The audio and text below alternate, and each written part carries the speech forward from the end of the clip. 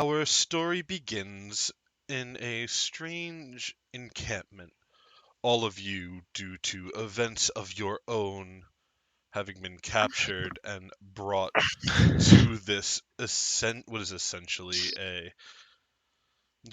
a walled off encampment meant to be left alone to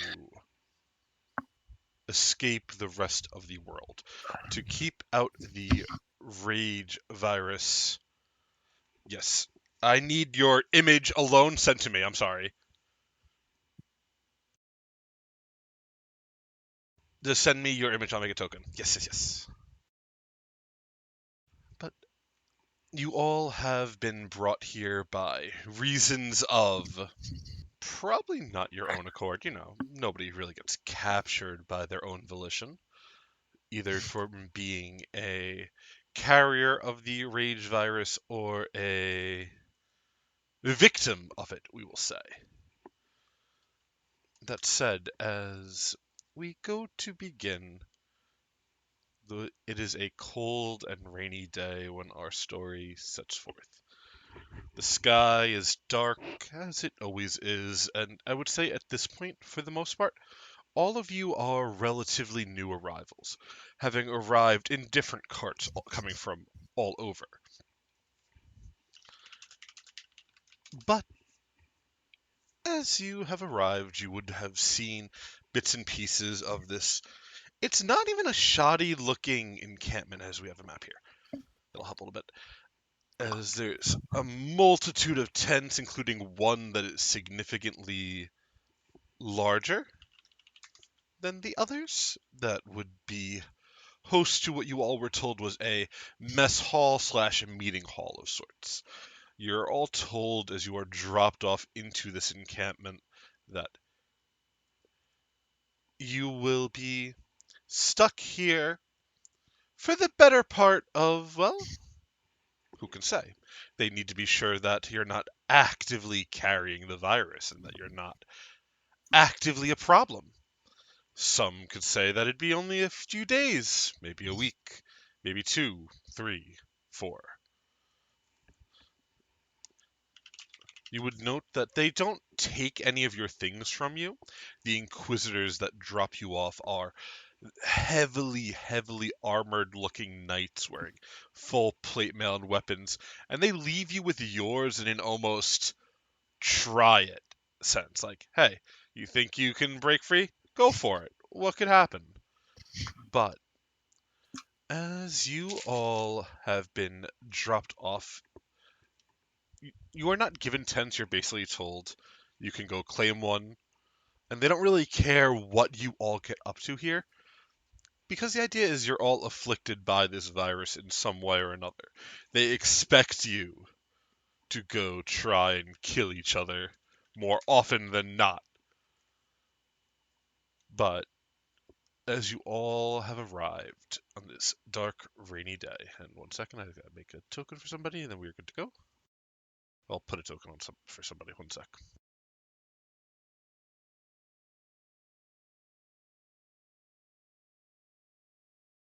Yep, there we are.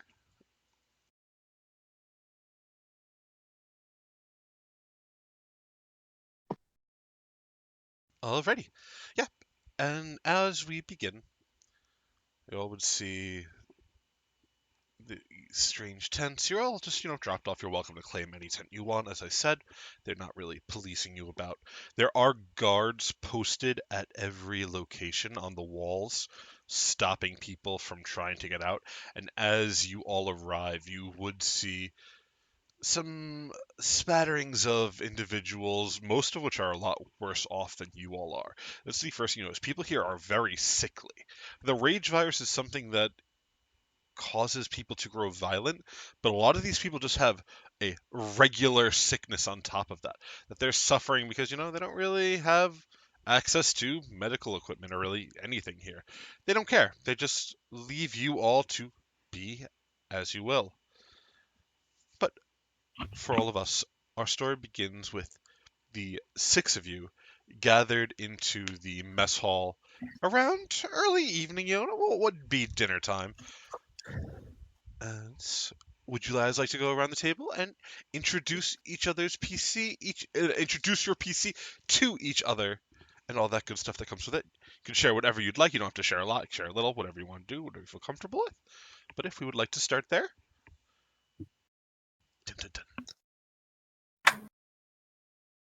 Do we introduce ourselves as ourselves, or just an overview of our character? Whatever you would like to do.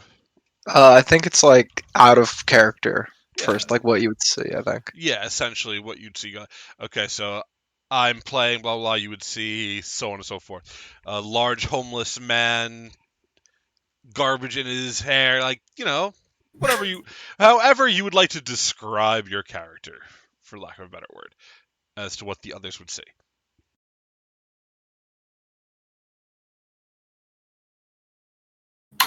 Okay, I guess I'll go first. Jack is, average height human, at least you think. He seems to be covered in almost every part of his body with some sort of clothing. Even his face, he's got a hood and maybe like a bandana on, because I don't have a mask yet, but I have an item in mind for that. And he's just sort of, hunched over, sort of seeming like he's I can't think of the word, but you know how when you like kind of hunch over something, like you're defensive about it. That's probably a better word for it, but he's sort of hunched over just his meal and like sort of slowly, putting it under his bandana to eat while his eyes are darting back and forth around at everyone. He doesn't say nothing.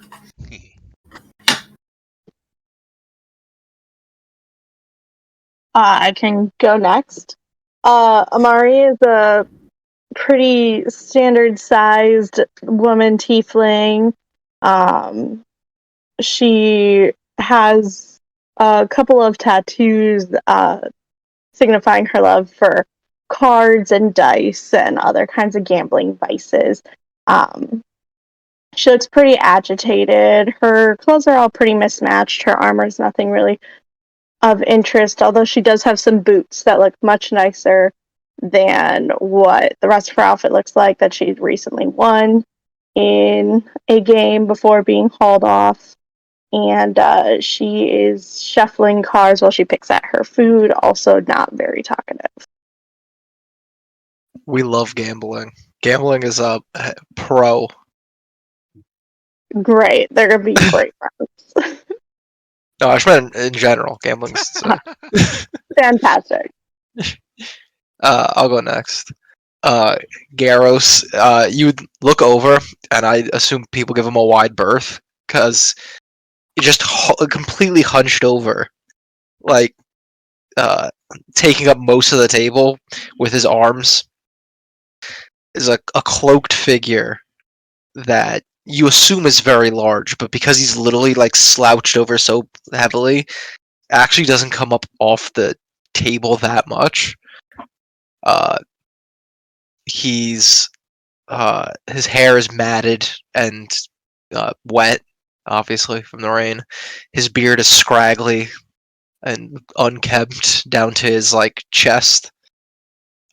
There's a dull look in his eyes as he pokes one of his large sausage-like fingers into his bowl of muck and scoops it up and starts to eat it.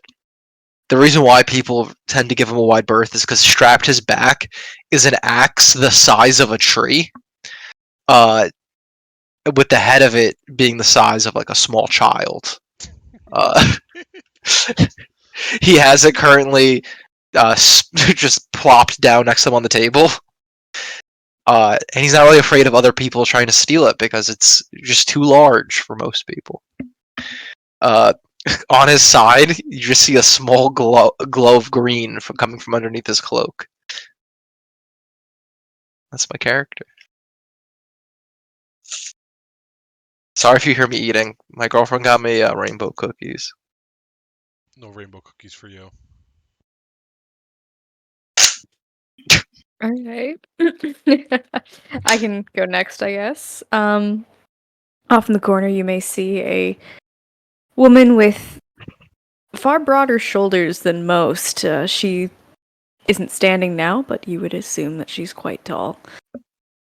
She's hunched over her food, eating, keeping to herself, and every so often you might see, as she reaches for something, the edges of what might be a tattoo between her gloves and her sleeve. Her golden hair, shiny in the torchlight, is cropped quite short to her skull. And there's a glint of something in her eye, and you really get the sense that you shouldn't mess with her. But she seems quite normal.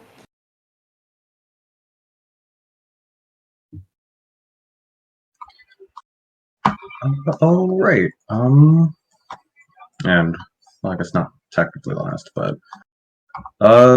when it comes to Cheetah, she's this very kind of smallish, like round, seemingly around like kind of around like 5'2" and 5 foot, and she's kind of very kept to herself.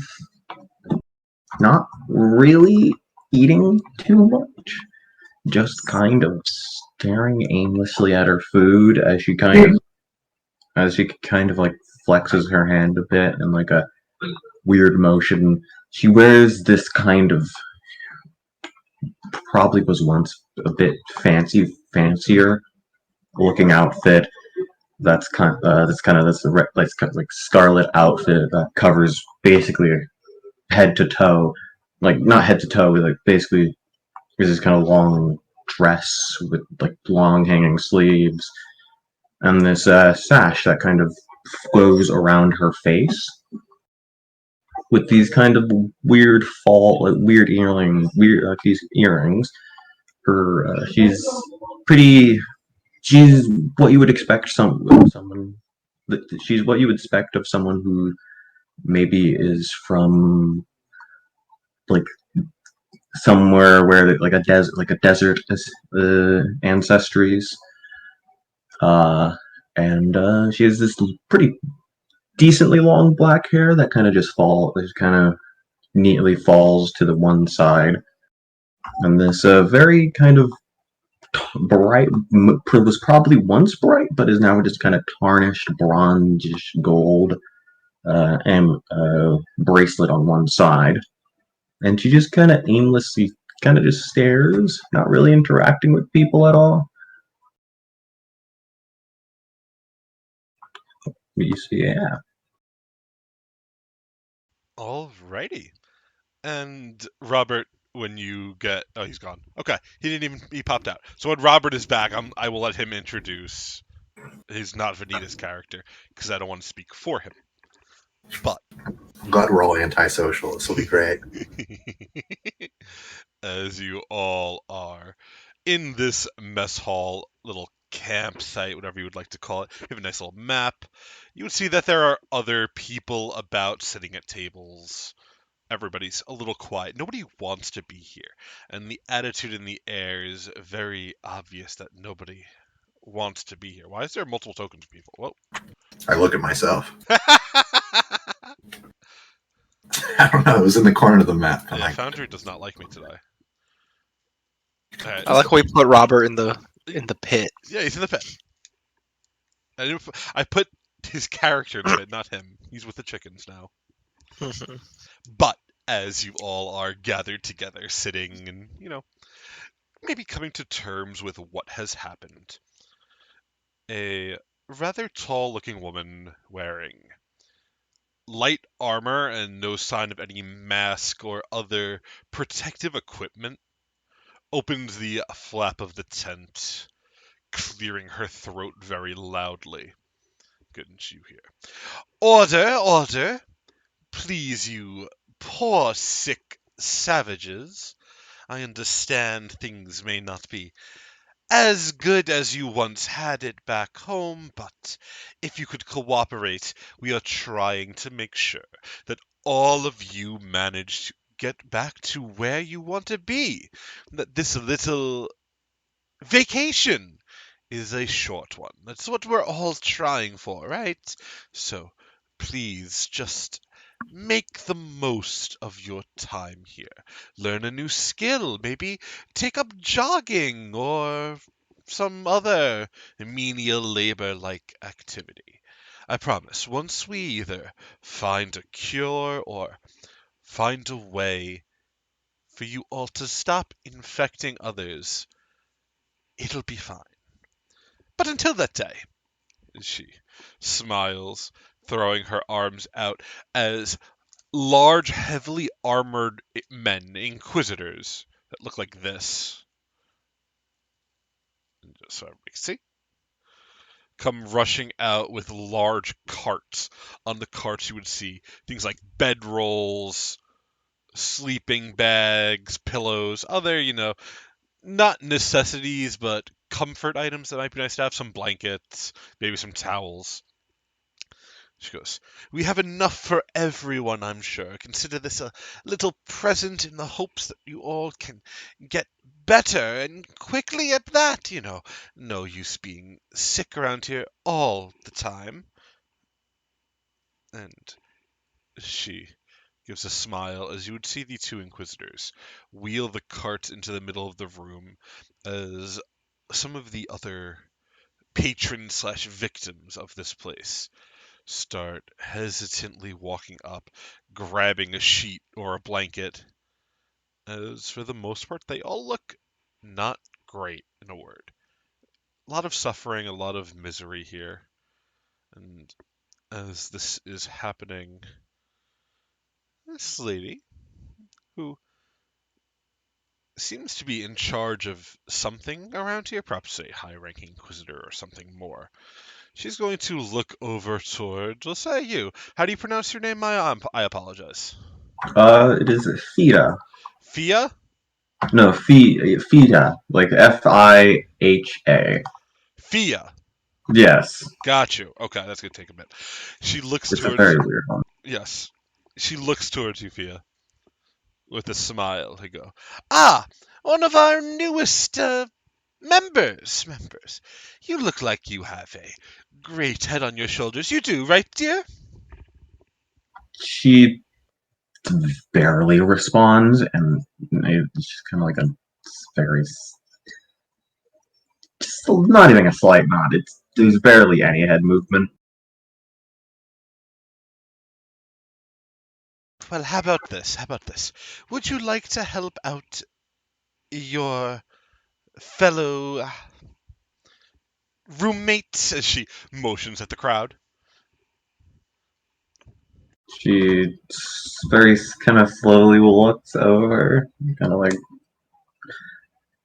looks to just look at her to see what she's talking about. The woman pulls out a small box. In it, you could see, excuse me, a number of badges with different numbers on them, ranging from 1 to 5. She goes, "All you need to do is take this box of badges very, very easily and walk up to each of your fellow friends here. We're all friends, We're not trying to harm anybody. Ask them how many days it's been since they've been here, and then give them the corresponding badge. Don't worry, I've looked it over. These are all relatively new arrivals. Nobody that's been here too long. And you look like you're perfectly suited for the task, from the way you immediately jumped up when I spoke to you." As she gives a wide, brimming, shit-eating smile. She just sort of nods, like aimlessly, like okay, and would I guess walk over.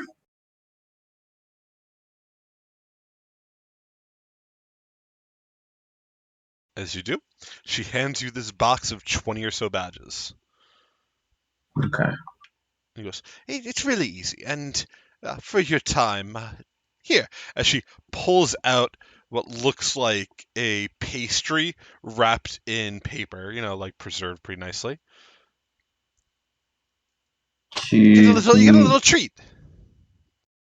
she nods very slowly and kind of takes it and puts it somewhere. I'd imagine you'd have pockets. Yeah, she probably. Yeah, I think she. So we have our equipment. Yeah, they did not take your stuff. Cool. So she puts it in the backpack. Outfit doesn't have pockets, so yeah, she just puts it in the backpack somewhere. It's Gotcha. probably a tiny ass backpack. And she will start slowly walking over to people and kind of just like barely talking and being like, "Thunder." This is the Inquisitors. You don't want to talk to them. Oh, those are Inquisitors? Yes, the heavily armored figures are the Inquisitors. Okay, so is it like, I'm assuming. Everybody else except for these three, essentially. Okay, do I have to go out and get. Ignis? Yeah, you gotta go walk into the pit to find him. Gotta go find him in the pit. Nah. We'll say he has a badge already. He's a little sick to his stomach, that's why he can't eat. He's taking care of the chickens. He's taking care of the chickens. He's getting his own pastry. Yeah, she just kind of goes this way. And you're like, number. And she'd go. I'm assuming that doesn't give any problems. No, not yet, at least. Let me see that wizard man. He looks like he'd give problems. Yeah, and she'd kind of walk up to like. Oh, when she would walk up to the party, you basically just can barely hear her, and she's just basically talking in a whisper, and just be like, number, like, how long? I would ask, which is better?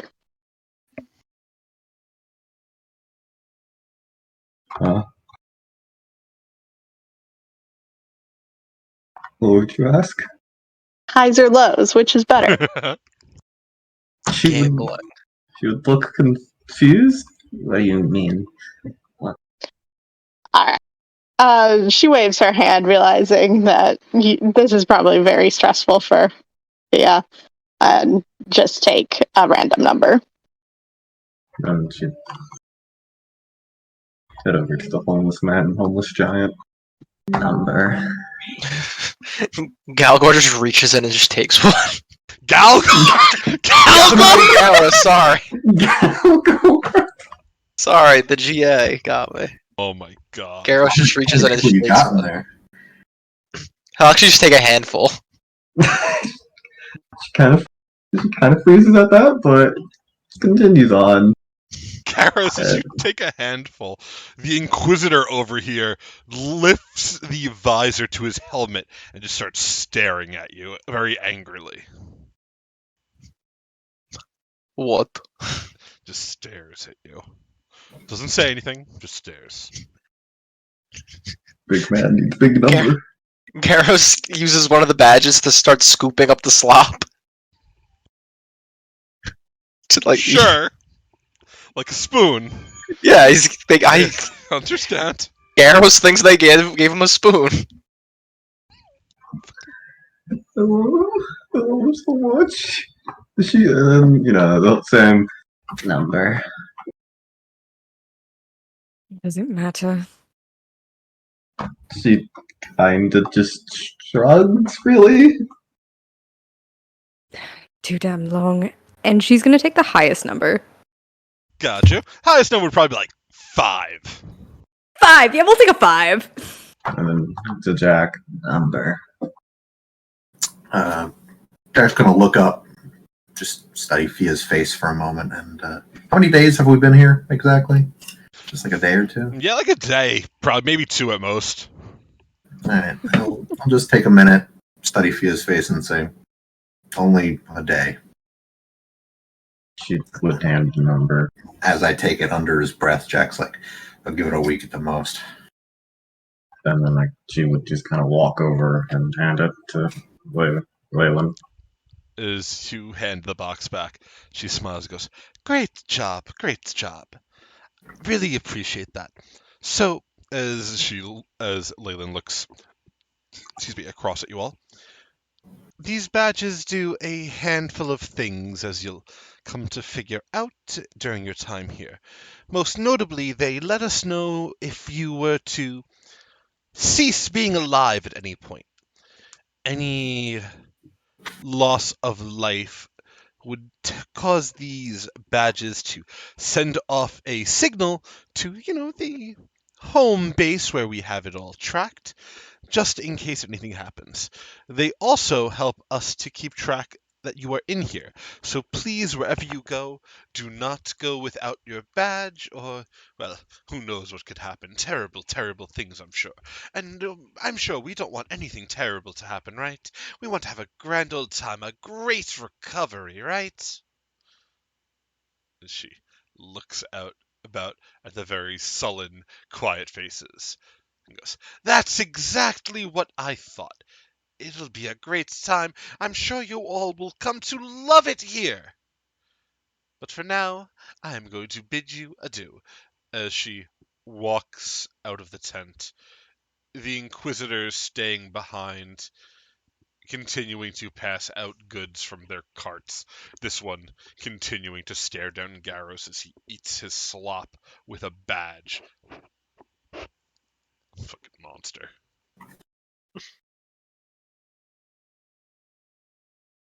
But as she walks out, you all have the freedom to act, do things. What would you guys like to do?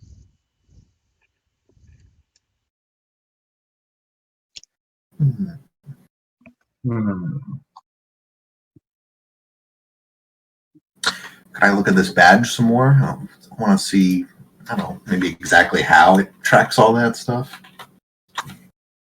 Yeah, as you take a look at it, you could see what looks like a sensor type bead attached to the back of it that is flashing with a small blue light. Hmm. Okay.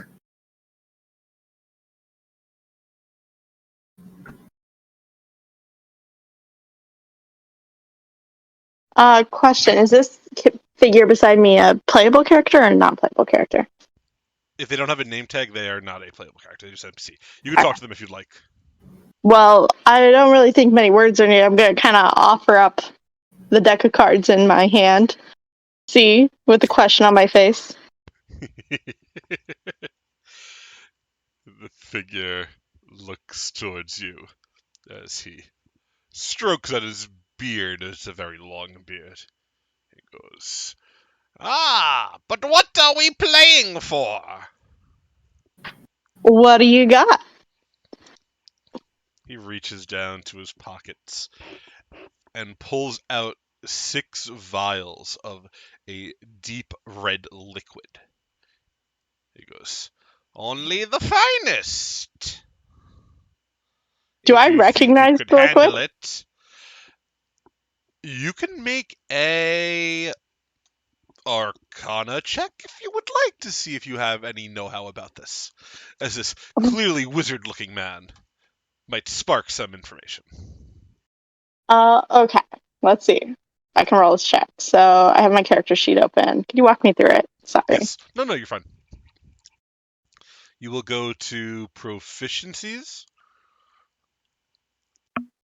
and select your skill. Okay. Arcana. Yes. And then just hit roll. hmm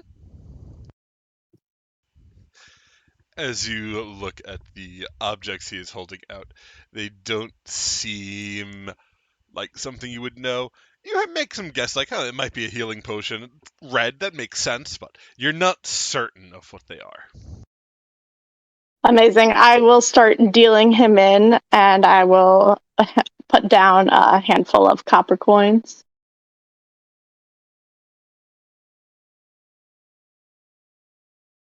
As you do, as the two of you begin to play, the strange wizened man lays out card after card. He doesn't seem to be doing too well.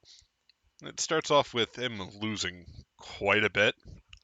And as you go to play the final hand, the all or nothing, as soon as the cards are dealt, you see he grabs them, looks at you as his eyes seem to glow red like with anger, and he goes and he rips one of the cards in half. He shouts, "No more games!" Climbs to his feet, stamping up and down like a toddler throwing a tantrum. "You're a cheater! I can smell it on you!"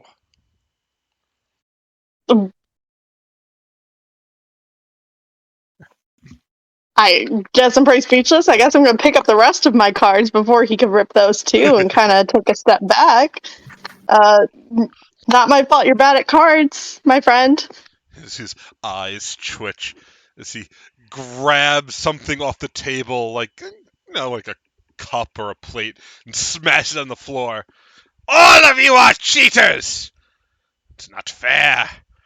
I am the greatest wizard in all the land, and what do I get? Imprisoned with you lot!" As he starts smashing more things. Excuse me. At the same time, with the Inquisitor over here, takes 2 large, lumbering steps, grabbing the man by the hem of his robe. The Inquisitor looks out at all of you, and in a low, gravelly voice goes, "Let this be a lesson. When you let the rage take over, you are no longer yourself." And you see the Inquisitor grab the wizard, because the Inquisitor's probably about like 8 feet tall, large, hulking man, compared to this maybe like 5'1", spiny-looking old man wizard. So he grabs the wizard, grabs his head, and just twists it. And you hear the bones crack as the wizard falls to the floor dead.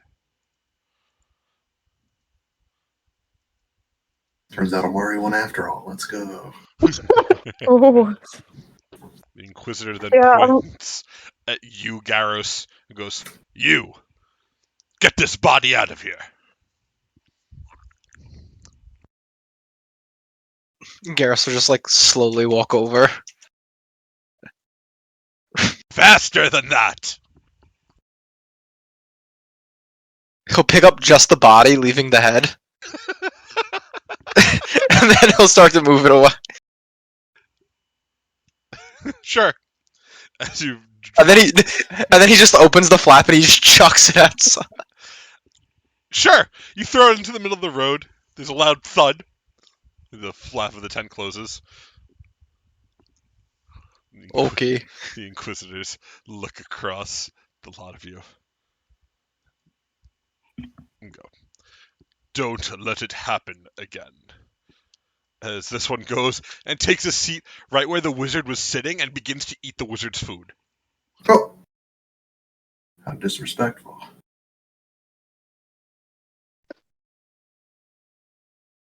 Amari's gonna move to the other side of this tent at that point. Very Fair. casual. Not running, but just try to go sit at a table where there's not an Inquisitor and a head on the floor.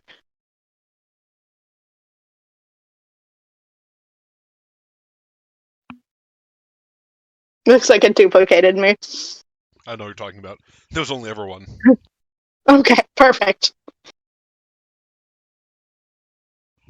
As this happens, the other folks in this tavern, let's see, not tavern, this tent, sorry. They're looking at the Inquisitors with expressions of anger and disgust, but nobody is moving to do anything. One of the halflings, we'll say this one, is going to wander over here as he looks over towards you, Jack, and goes, "Huh, never seen anything like that before.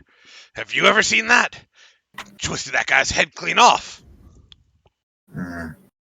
Never something as brutal as that, no.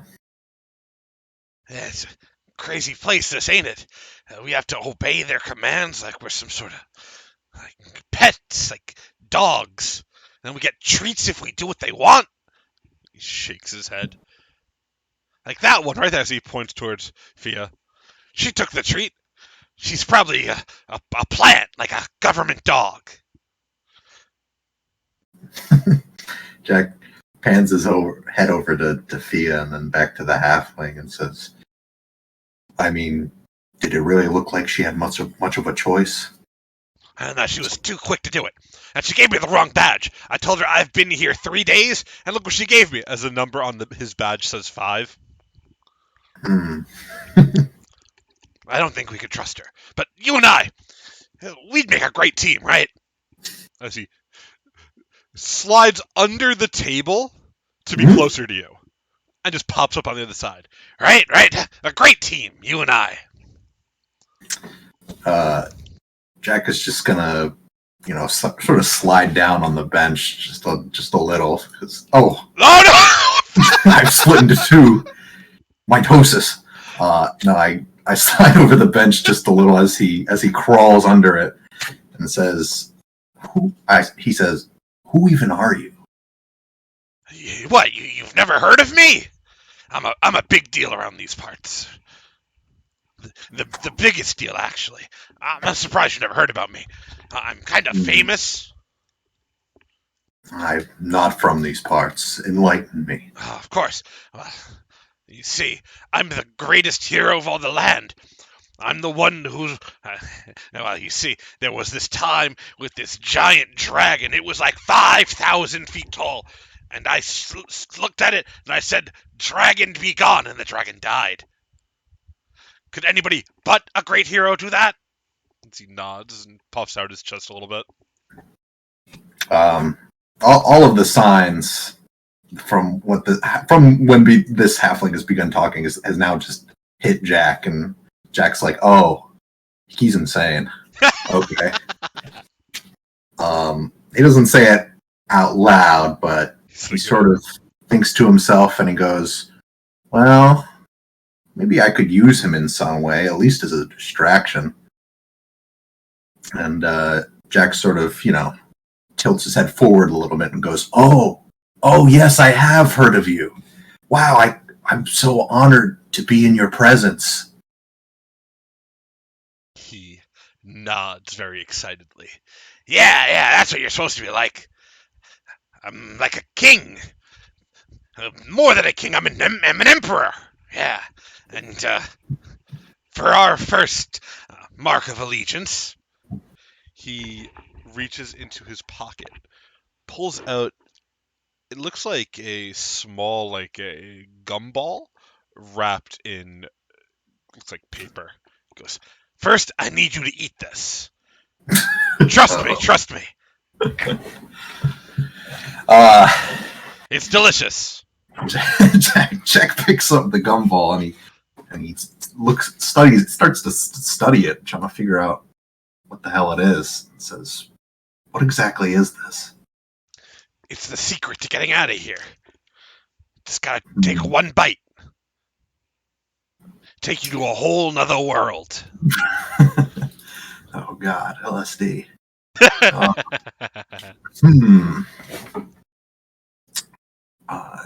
I mean, initially, Jack was just hoping to string this guy along for as long as he could. But this immediate aspect of being told what to do is sort of, Jack is no longer interested in keeping up this charade. So he's going to take the gumball and he's just going to toss it across the room. Say, "To hell with you, halfling. You're insane." That halfling, as you throw it, races after the gumball, shouting all the while, "No! Don't let the Inquisitors see!" As he goes to grab it, running like a crazy person. Jack's gonna stand up from his seat and just sort of make his way to the entrance of the tent. Sort of try and slip out when the Inquisitors aren't looking. Yeah, you were able to. Freedom. As you slip out of the mess hall tent, you could see that in this darkened night, the rain's still falling. The encampment is rather quiet. Nobody seems to be running out and about. No sign of really anything. As far as you can tell, it is early evening, maybe 7, 8 p.m., so it's not late night, but it has that dull silence of like midnight to 3 a.m., that really quiet, nothing going on type Okay. Can I study sort of the outside of the camp? Is there like is it like walled in, or are there Yes, just like? as you would be looking, large stone walls that seem to have been definitely man-made, but they are guarded by, looks like 4 Inquisitors on each perch. There are 4 entrances to the encampment. And it's a large camp. There's plenty of space to go about, and it would be easy to avoid people if you so wished. But it is a quarantined encampment nonetheless. People are allowed in, but it doesn't look like anybody is allowed out, at least if they're alive. Okay. Just for now, Jack's just gonna look around, try and watch the patrols, see if there's any break in it or any unusual movements or some areas that's not as well guarded, because he's now thinking he's ready to get out of here. Gotcha. Ready to formulate a plan to get out of here. So that's what I'm gonna do just for now. If you want to jump to someone else. Yep.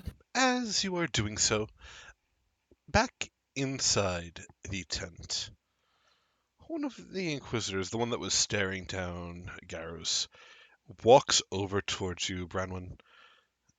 His visor pulled down so that his eyes are showing, and they have the same red-eyed anger as he looks you up and down, still seated. Goes, "You look like the type to cause trouble. Is that what you're here for? Causing trouble?" Look, I'm just trying to eat my fucking. Please, piss off. He looks at you and goes, "That sounds like troublemaking to me. You Does speak." it? He goes, "You speak too fancy. I don't like it." So he sniffs the air. "You smell like a rat. Are you a rat?" You know what? How about you find out? Want to go around? He looks at the rest of the crowd, looks at the other Inquisitor, and almost nods his head yes, and stops and goes, "No, you're just trying to infect me. I know. It's fine.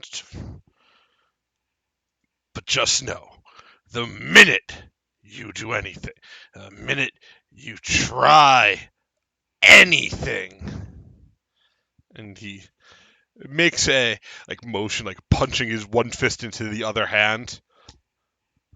"You and that big one, first one's going down." I'm sure you'll put us down like the dogs we are. Is that what you think? "Rat! You're a rat. That one," as he points at Garrus again, "that one's like a bulldog, but it's half rat at the same time. Garrus A will bull look over, rat." Sure. and he'll just pick up his giant axe that he left. He goes, "I'm sorry, I forgot this," and just like hefts it over his shoulder. By all means, I'm not going to use it. Is there a problem? No, I think a loudmouth ruining my dinner is hardly a problem. Shame. Good slop. You can take mine if you want it. No. Fair enough. Everyone needs their fair share. Had my share, but fine.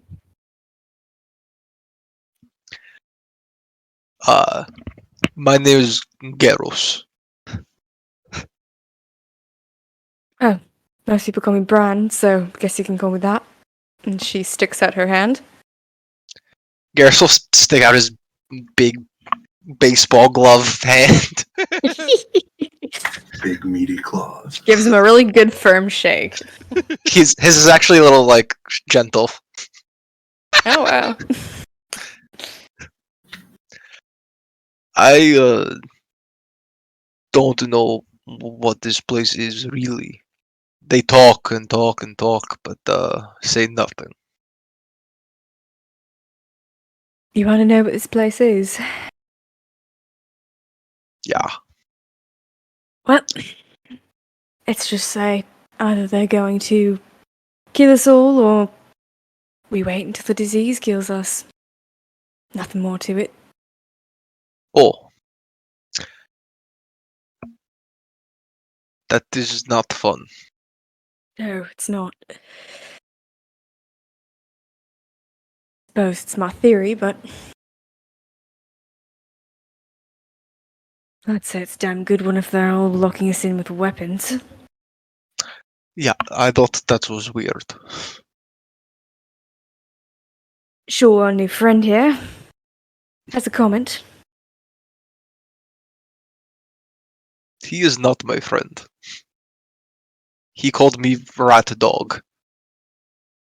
Inquisitor Figure speech. walks over to the large pot of slop that is burning in the middle of the air.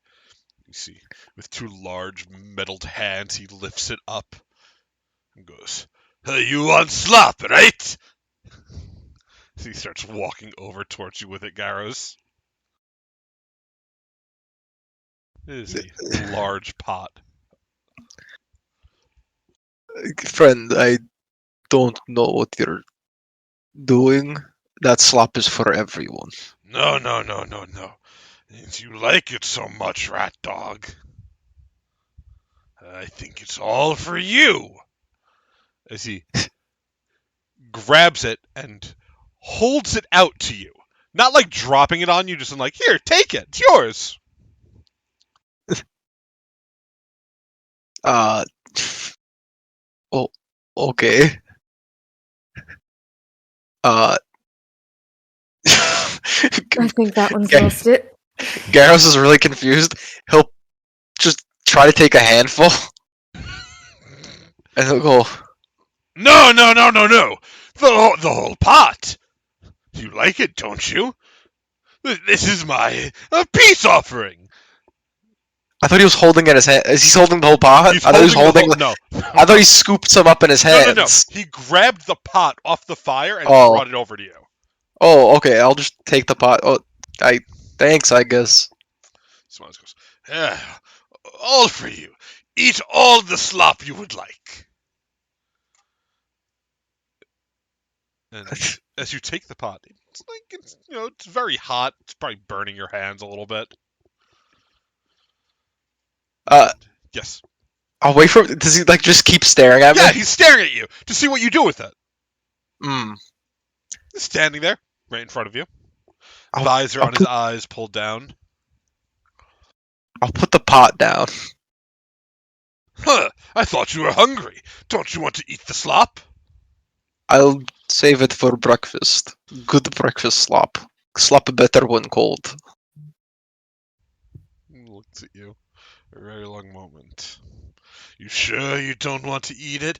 Doesn't it smell so good? As he starts fanning the smell of slop. I don't know what it would smell like. Probably something disgusting. Yeah. Garrus will turn back to Brian and be like, I do not like how they treat us in this prison.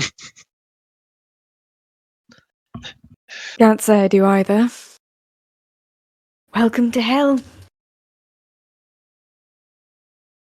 You find a way out? Come find me.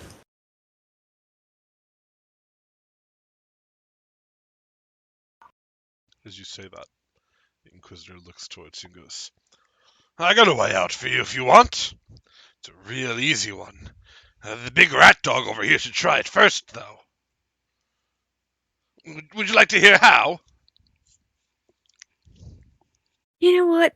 I'm bored. Enlighten me. He goes, it's real easy. You take your large head of yours, that's far, far too many sizes too big. You place it down there on that table, and then you see grabs at his belt where you see a large two-handed axe hangs. He goes, one old chop, and you are free. Freed of this life, of every life. Can't say I like that. I think I'll keep my head on my shoulders. The ladies like it too much. He shakes his head. I don't think so. I know for a fact the only thing the ladies like is slop. As he pats the fucking thing of slop again. Did you cook this slop? You seem very Yeah! enthusiastic about it. Maybe I did. It is good. You should, like, maybe if being guard doesn't work out, you be chef. He looks at you, Garros, and look at you, trying to get on my good side. Well, yeah, like, you gave me pot of slop, you friend.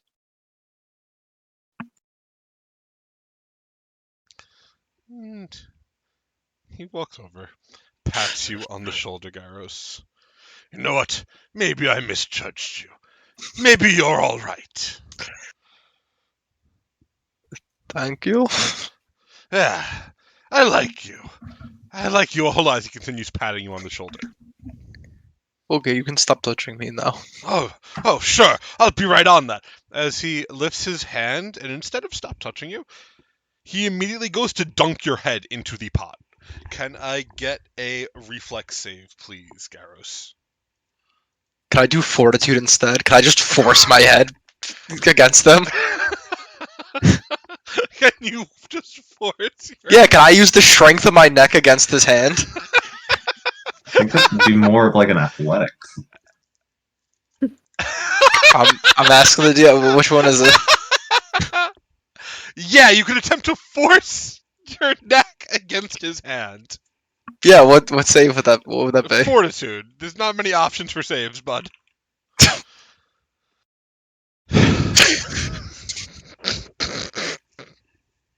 Why are you an expert in fortitude saves at level 1? Shh. I'm gonna type you a secret. Okay. Oh, God. As you all watch as the Inquisitor tries to shove Garrus's head into the pot, the boiling pot, and Garrus's tough neck muscles seem to stop it from happening. The Inquisitor is grunting and groaning as he tries to do so, and can't seem to get the grip right.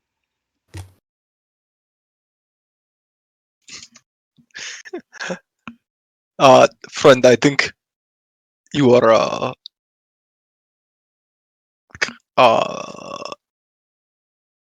not doing something good. As you say that, as he's struggling to push your head down and failing. Excuse me. He keeps trying. And then you feel a vibration coming from the man's hand. Like he's shaking, and not in a good way, just a violent shake. And he lets go,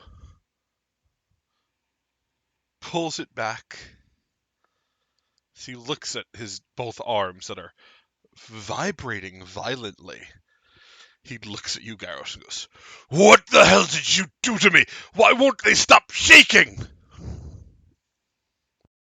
I didn't do anything. I just stood here. Continues vibrating violently. What the hell did you do to me?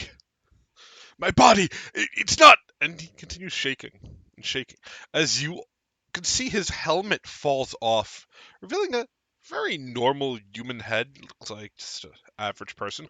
Brown hair, black eyes, Except you can see the veins under his skin seem to be almost popping out. As his head starts shaking violently. Dylan, can I make a medicine check to see Sure. what's happening? By all means, you're welcome to try. 6. Would you like to keep that roll? Or would you like to hero point it? Yeah, I'll keep that. I'll keep that. You have no idea Yeah, she just scoots away further. The man, as you start moving, the man stumbles towards you. Goes, wait! I saw that. You, help me! As he reaches out a hand towards you. Yeah, I'm gonna try to just like move away. Just gonna slowly get out of the way. Get out of the way of the hand. As you start moving away, he keeps trying to like inch closer. As you see the skin on his hand begin to split open, right in like the middle of the palm of his hand. You would as he keeps trying to get closer, you can kind of look to Garros and kind of have like a pleading eyes of like, help me, please. These puppy dog eyes. Garrus will walk over and try to restrain the man. Let me get an athletics, bud. 14. As you go to restrain him, it's not hard. He's just shaking violently. As you grab him, putting him in like a chokehold type thing, just holding him away from Fea. Yes, Fea. Sorry. Yeah. Yeah, just moving away. Yeah, as you do. He looks towards you. His mouth opens wide as if he's trying to take a bite out of something, Garros. Except, looking at him, he's taller than. How tall are you again? I'm sorry. Garrus standing up's about 6'7". So yeah, he has about like a foot and a half on you. He's a very tall guy. As his mouth opens, looking at him, you could see inside of his mouth what looks like strange green worms. They look like. One second.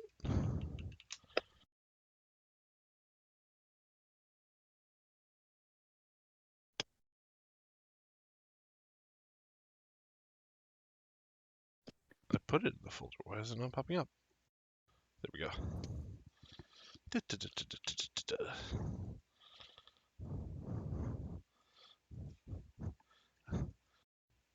They look like this. Ew. Oh, Just looks like a host of them trying to like squirm out of his mouth as it's open, and he's making a choking sound.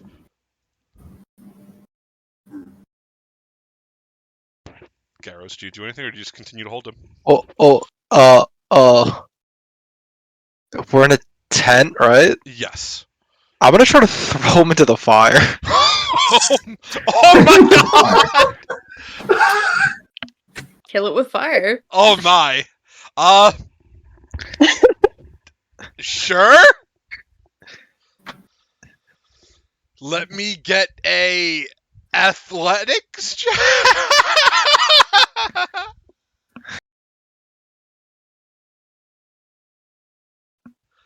As you go and attempt to throw him into the fire. He's heavily armored, so it's hard to get a good throw off, so to speak. You manage to roll him towards the fire at least.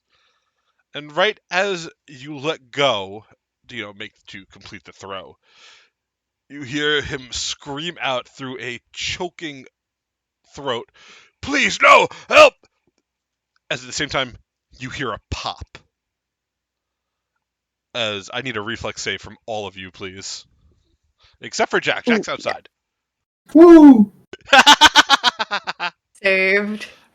Jack turns his head like, what the fuck's going Oh, on? you definitely hear the pop. Yeah. I think because of that, Jack would like poke his head back in. And Amari, your reflex save is on the side of the sheet, on the left-hand side. perfect. Thank you. Not great, but The dice are not great today. as the man goes pop,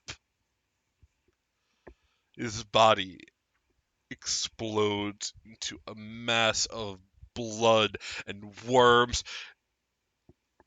It's disgusting. Pieces of metal armor shoot out all over. Garros, you are soaked in blood, as well as have some of these strange green worms with far too many teeth in their mouths, sort of nibbling on your clothing. Amari, the same time as this man pops, a huge chunk of his armor just slams into you, knocking you to the floor, and you take 1 point of damage. Oh boy. Ouch. You're gonna need a full rest after that one. Good thing I have all these healing potions from the greatest wizard. Yeah. Nice. And as Inquisitor goes pop, Garros, the worms are trying to burrow in through your clothing, trying to eat at you. You are covered in blood. The rest of you manage to not avoid this as the popping sound goes off, but the other NPCs are not so lucky. As the first Inquisitor pops. The second one over here looks towards Garros. No. What the hell did you do to him? You are fucking monster! Oh. He was a good man, and you popped him like the a fucking balloon. What? Is the slop still boiling, or like it's still really hot? Yes. Would you say it's boiling? Is there steam coming off of it? There is still steam coming off it. The boiling probably would stop as it's been taken off the fire. Because Garros will try to like touch it. Does it like burn him when he touches it?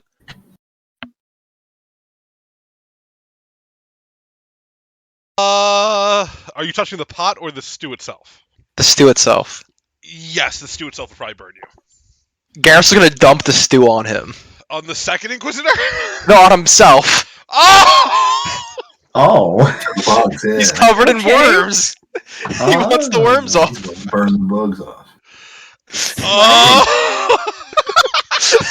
A side note, because of this ruckus, can I step back into the tent? Oh yeah, you can. You would step into the tent. Exactly. Right as you see him with this fucking cauldron about to dump it on himself. You see everybody's covered in blood. Amari got just fucking chunked by a piece of armor. There's metal everywhere. It's a hell of a sight. Like, you walked out for 5 minutes and this happened. What the hell's going on in here? Bran's gonna stick her arm down to Amari. Amari will take it, very thankfully, and stand up. Look, I suggest we run. I agree. Luck is not on my side today. Can I try stealthing out of the tent? You are welcome to attempt to. Well, Lovely. what's the other Inquisitor doing? He's backing the fuck away from Garros as Garros is dumping the stew onto himself. Understandable. That's a weird thing to do. And Garros, I will need a fortitude save, please. Hell yeah. Do you like the theme of this character now? That's a nice. Oh, nice. 25. Nat 20. I'll follow. Gotcha. Can I follow her lead and roll a stealth check as well? By all means. I will also do that. Amazing.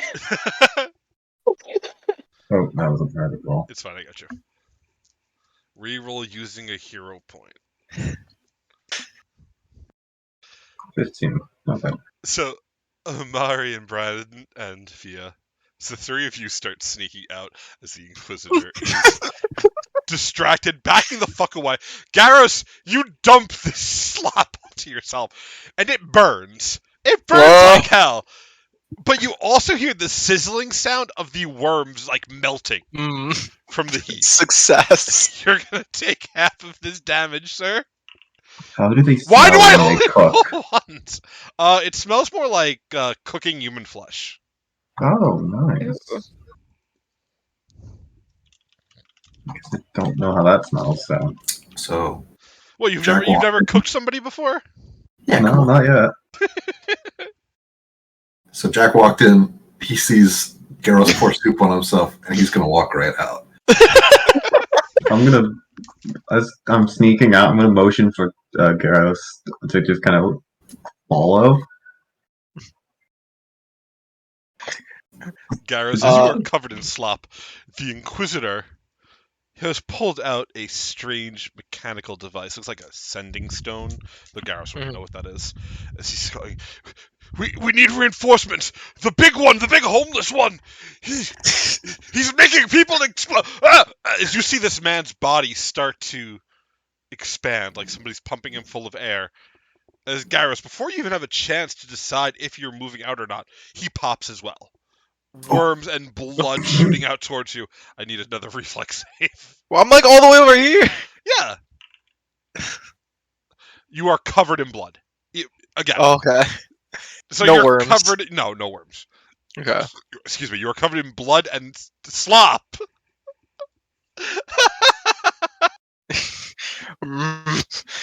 Oh. Garros walks over. He's never seen these people before in his life. He just goes, "I'm going now," and he's gonna try to walk out. Yeah, you're able to walk out. Oh, everyone is still here. Yeah, I think Bran's just gonna disappear. Disappear out back somewhere, so I'm just gonna put her like up here. Gotcha.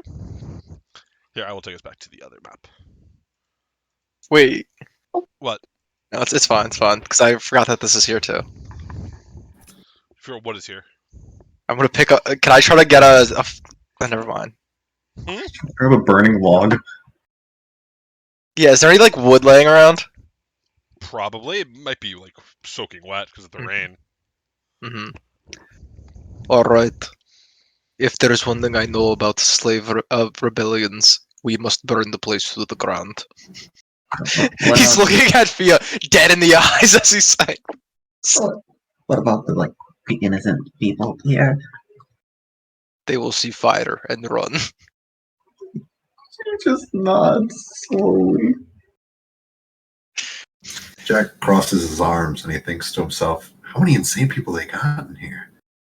Is Robert fucking messing with the chickens then?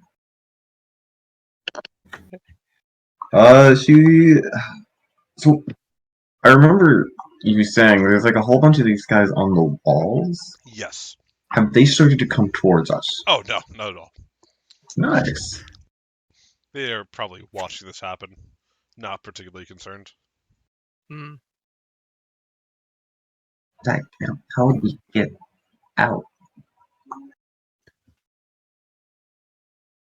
Unless one of us could dig. Can any of us dig?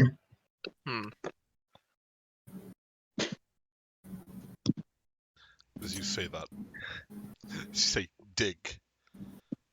From one of the tents will say, over here-ish. You hear another popping sound. Oh, Blood begins trailing out. And then, again, from somewhere else, even farther away this time, these popping sounds just ringing out throughout the camp. At this point, the strange woman from before, Leyland, comes running out from one of the nicer tents. We'll say, like, this one over here. So, it's like a larger tent, looks a little fancy. Maybe like something to do for the Inquisitors. Like, there's no people in it. Well, regular people, that is. As she comes running out, covered in blood. Looks like one of her arms is just gone. Like something just blew it off. She looks at the group of you gathered together, going, "You're the newest arrivals. What the hell did you do?"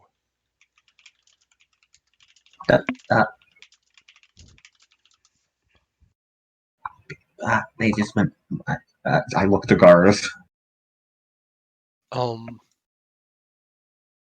Man gave me stew, then tried to dunk my head in stew, and then turned into worms.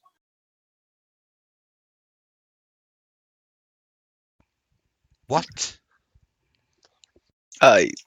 Yeah. Surprisingly, that is exactly what happened.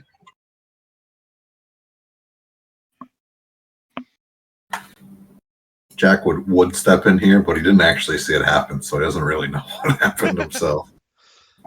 I would agree that is what happened. And to be fair to this large gentleman here, you weren't very clear what the rules were when you left us. Yes. You kind of just left and said to relax, and all I was doing was eating the stew, and the man started harassing us. He called me rat dog. It was very And rude. you exploded him into worms for insulting you. No. I didn't. I think he maybe had worms. Does Well, he Like, cook food? no, they're What? Do they? well, it wasn't just him, right? They The don't other even guy also. eat. They're like automatons. How could... Oh, What? She stops. Shakes her head. Wait. One thing at a time, please. He had worms already? I don't She's- know. Well, if we wanted to go to the real beginning, we would start with the decapitation. So he decapitated somebody. Yeah. Well, you know the rules. I guess you're under arrest. As she looks towards you, Garros. Decapitation is a no-go. No, I didn't. Jaros did not. The guy Your friends. The worm guy. who turned it to worms. Yeah.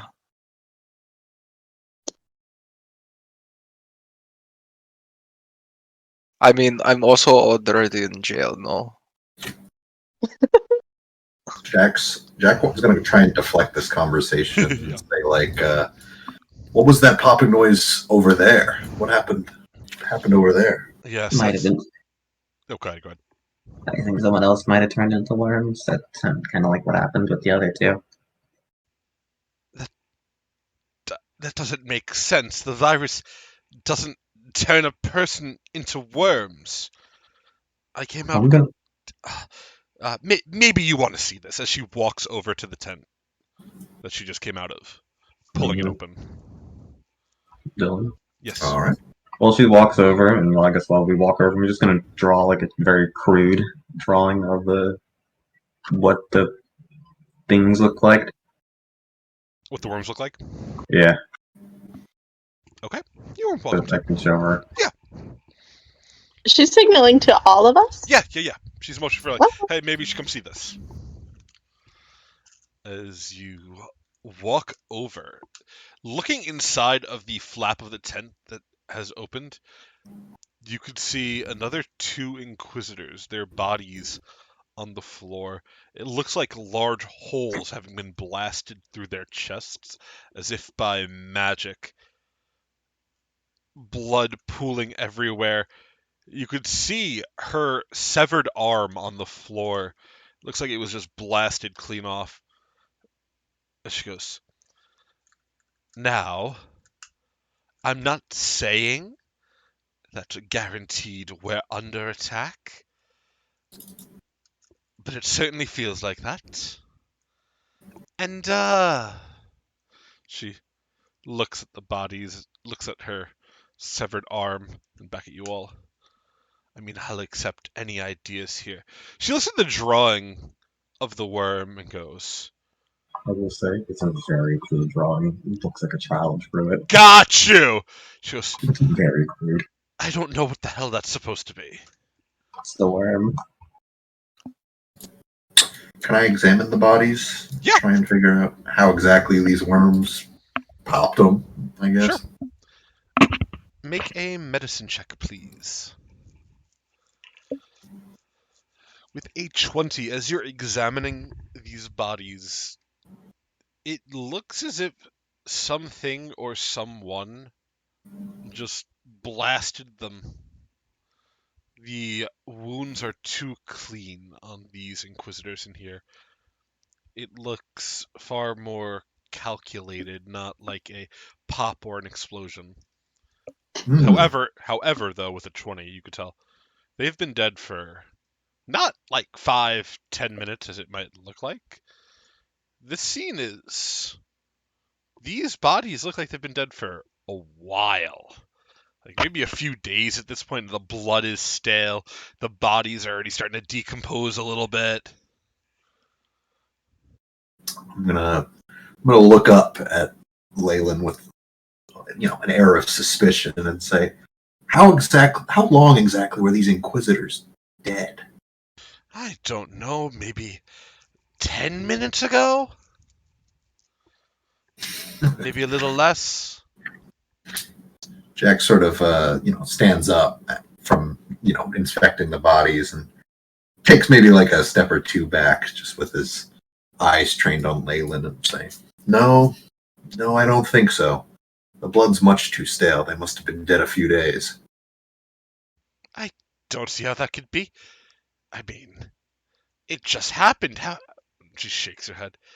Clearly, you're losing it. This rage virus must be getting to your brain, making it not function too well.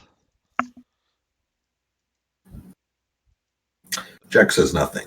He watches her, sort of hands antsy, like expecting an attack or something. He's on edge. It seems that there is danger amongst us. Any one of us could be the intruder. Us? Yes, among us. So, I mean, one person is missing.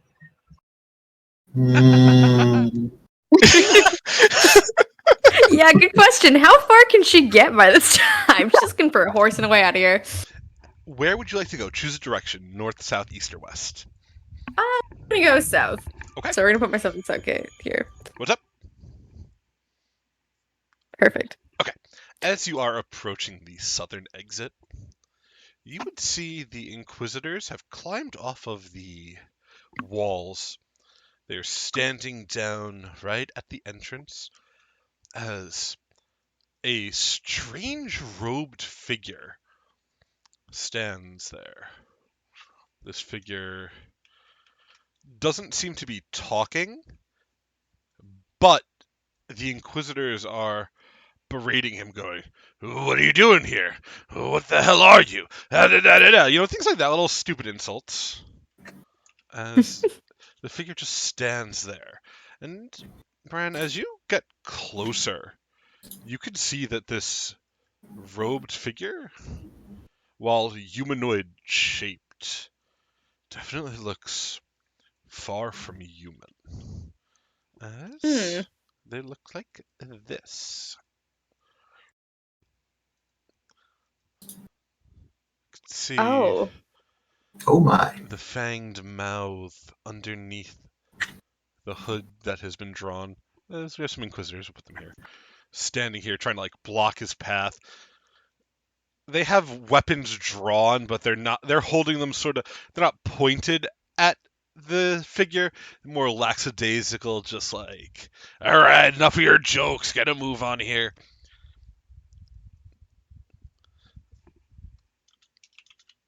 As you approach,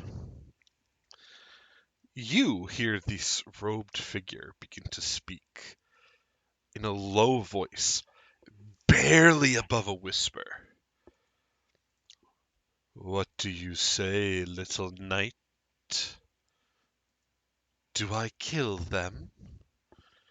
Kill them and let you out? And you see the mouth smile.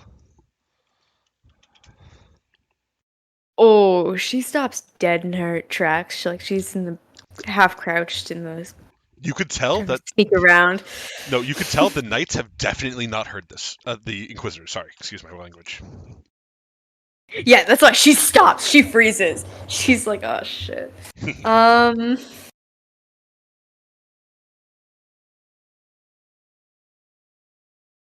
She just shrugs. She looks at the figure and she shrugs. She doesn't. It knows a little too much.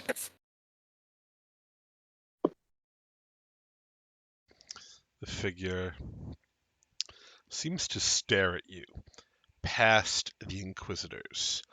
As you see in its arms, it looks like a basket full of rolled up scrolls. As it takes one out, and as it does, it begins to unravel it very quickly. As you can see, it's showing it to you. You see right at the very top, your name printed onto it.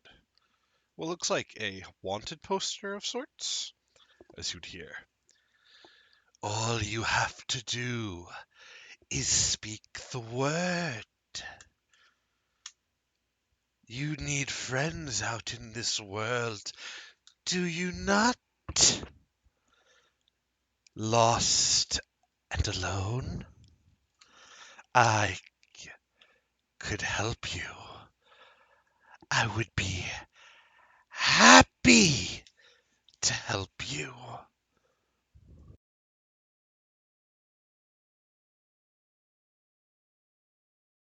She'll mutter under her breath.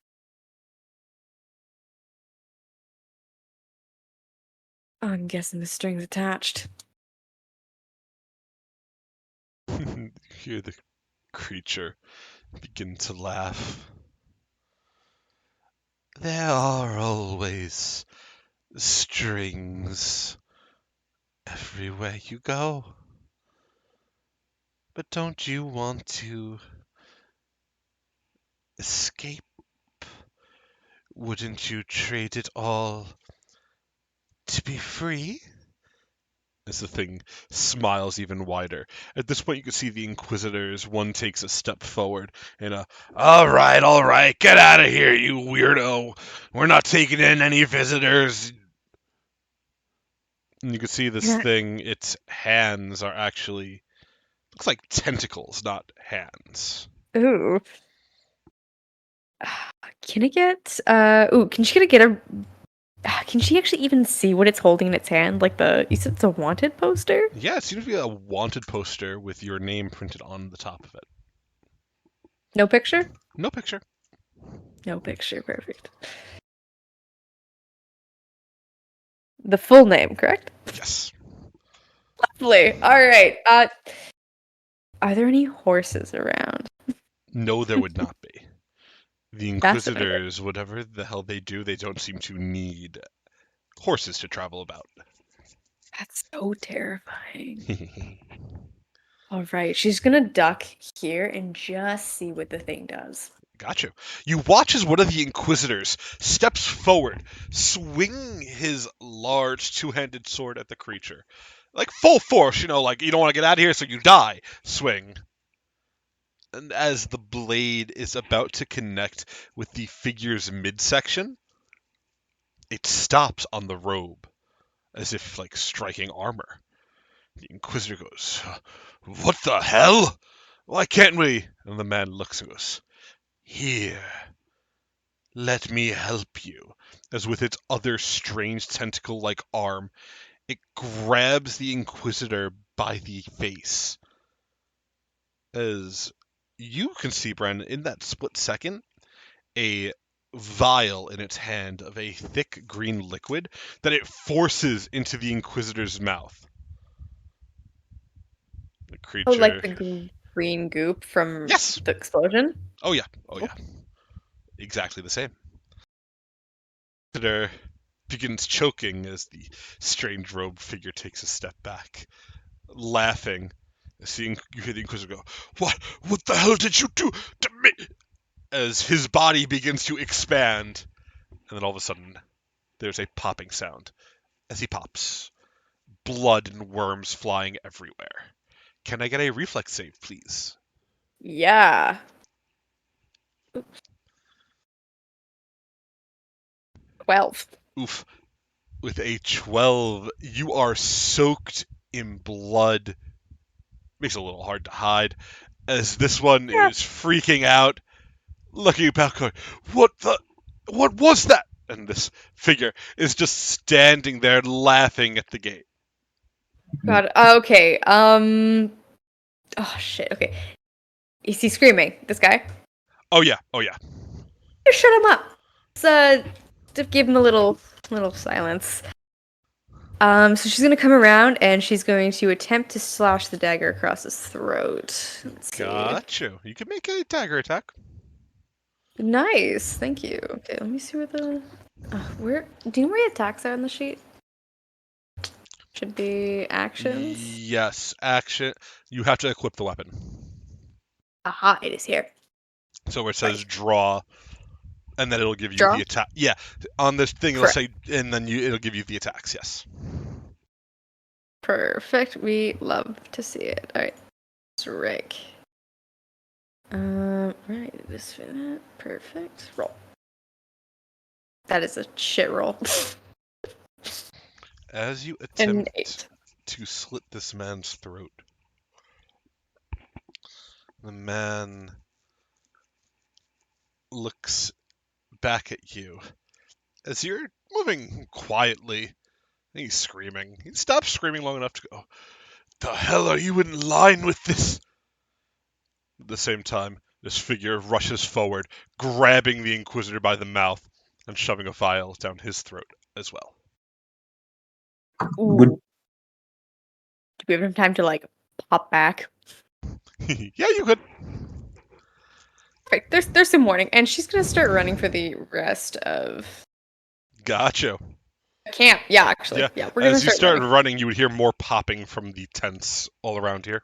Just pop, pop, blood like spilling out everywhere. Very gruesome sight. All right, yeah, she's gonna start running, and she was like basically waving, like pointing back to her, like something at the gates. So yeah, gonna keep running. would we have heard all the like commotion, like the initial pops and screaming? You definitely would have heard the scream, probably not the pops. Sayla would slowly approach, kind of looking in that direction.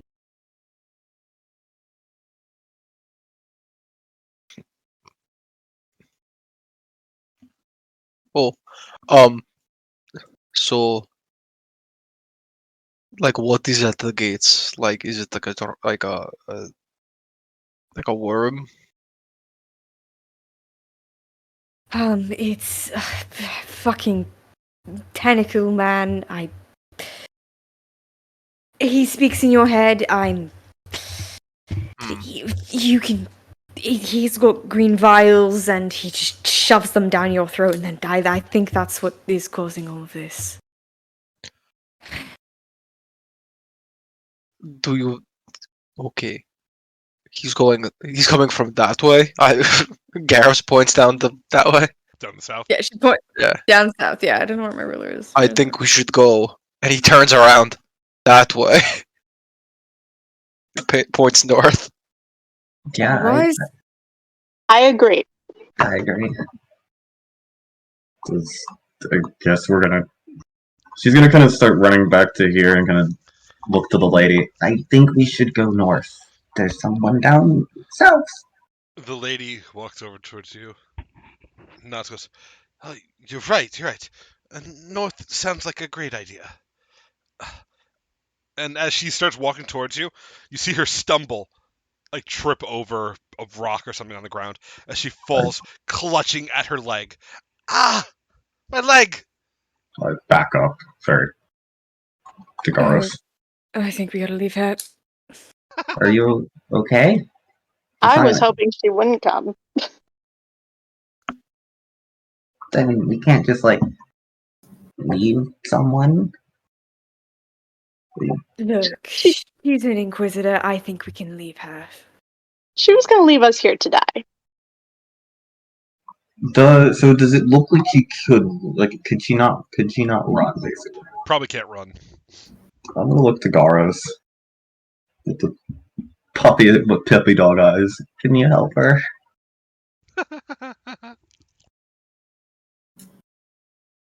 You. Yeah, almost, man. He just points at you. You point at who? The woman on the ground. Sure. Can you walk? If you could help me up, maybe? You guys just like, grab her by like the back and just try to like lift her up. Let me get an athletics check, please. You manage to lift her up. As you do, Amari and Jack from the other side, you see as Garros lifts her, her eyes glow for a good 5 full seconds with this deep eldritch green light that seems very not good. I'm gonna I'm point, gonna back away. point and say, "Look out!" I'm gonna drop her. Yep. Oh, I think Garrus is gonna back up. As you start backing up, still holding her? No. Oh, you drop her? Yeah, he said they said look out. Yeah. Yeah. Point and You scream, drop her? "Look out!" She looks and goes, "What the hell did I do to you? What?" Wait, what? She starts trying to climb to her feet. What's going? Why? Someone please explain what happened? I was don't told to trust look her. out. Her Say, eyes are glowing, just like that wizard's eyes were glowing. My eyes aren't glowing. What do you mean? As she looks at you, Garros. Please help me up. Another pop. I don't want to die here. Please. We didn't want to die here either. We can leave. Let's go. Yes, that's all of us. Let's go. I can get you guys out. Can I make a sense mode check on her? Sure. 8. Weird. She seems genuine. She doesn't want to die here. I mean, I can't really carry her, I'll be honest, but She just looks. She looks to Garros. I will follow what you want to do. I trust you. Hmm. Oh, also, just something I wanted to. Her friend ripped off the old man's head. That is true. Would it make us feel better if I gave her one of the wizard's potions and then we left? No. Jack's gonna Just hold leave his her. hand up and say, "Wait, Right. Yeah. Well, something doesn't Brandon add up." and team leave her. Yeah, sealed. Also, I just want to say before, Amber, you're on your sheet. You need to go to the weapons and proficiencies, and for advanced weapons, make that the same as your martial weapon proficiency. Oh, that's probably why it sucked so much. Yeah, because it's currently Yeah. 3. Oh, okay, yeah, that makes sense. Okay, so where do I do that?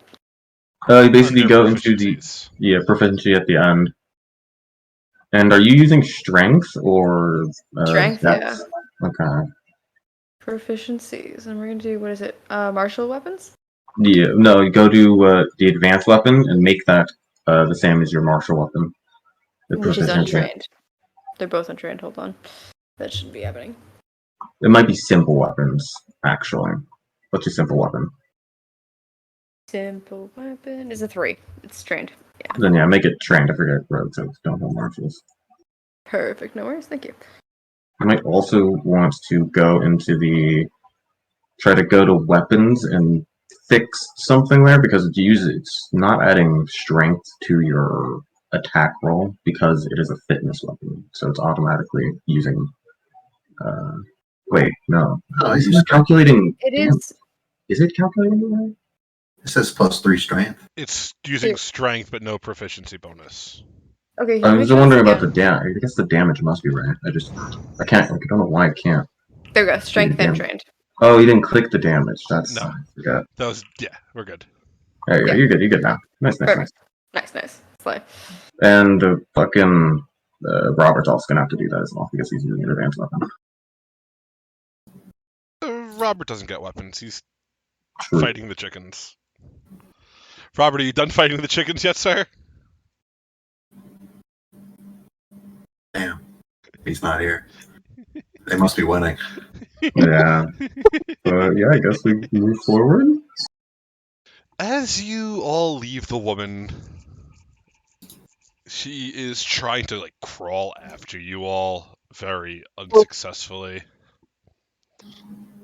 As you make it upwards towards the front gate, as you can see, the 2 Inquisitors that guard this area are both slumped over, dead on the spot.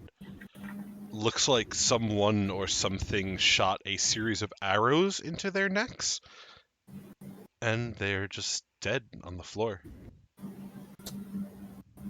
Not moving, not doing anything. Can I roll perception to look around for the source of the arrows? By all means. Me too. By all means.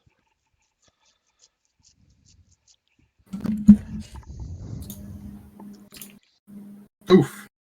Oof. I am here now. Hey! One against the chickens. The Yeah. chickens won. Yeah, Dylan already knows, but for the next 2 games, it could be like this for me. Yes, it's all good, I know. The chickens won. You'll get them next time. I love being eaten by mosquitoes while waiting for chickens. Amari, you cannot roll tonight. I'm so sorry. The luck is not on her side today. I'm so sorry. Yeah. That's a lot of. Well, look, on the bright side, you both rolled 2s. What could go wrong? Apparently, I think the coast is clear, guys. yeah. I guess I'll just run over these bodies. Yeah, Didn't so if you see look, anything. you don't see anything. Yep. Body's dead on the floor. I'm gonna, as we're kind of moving, I'm gonna try to avoid being noticed. I'm just kind of walk a bit slower.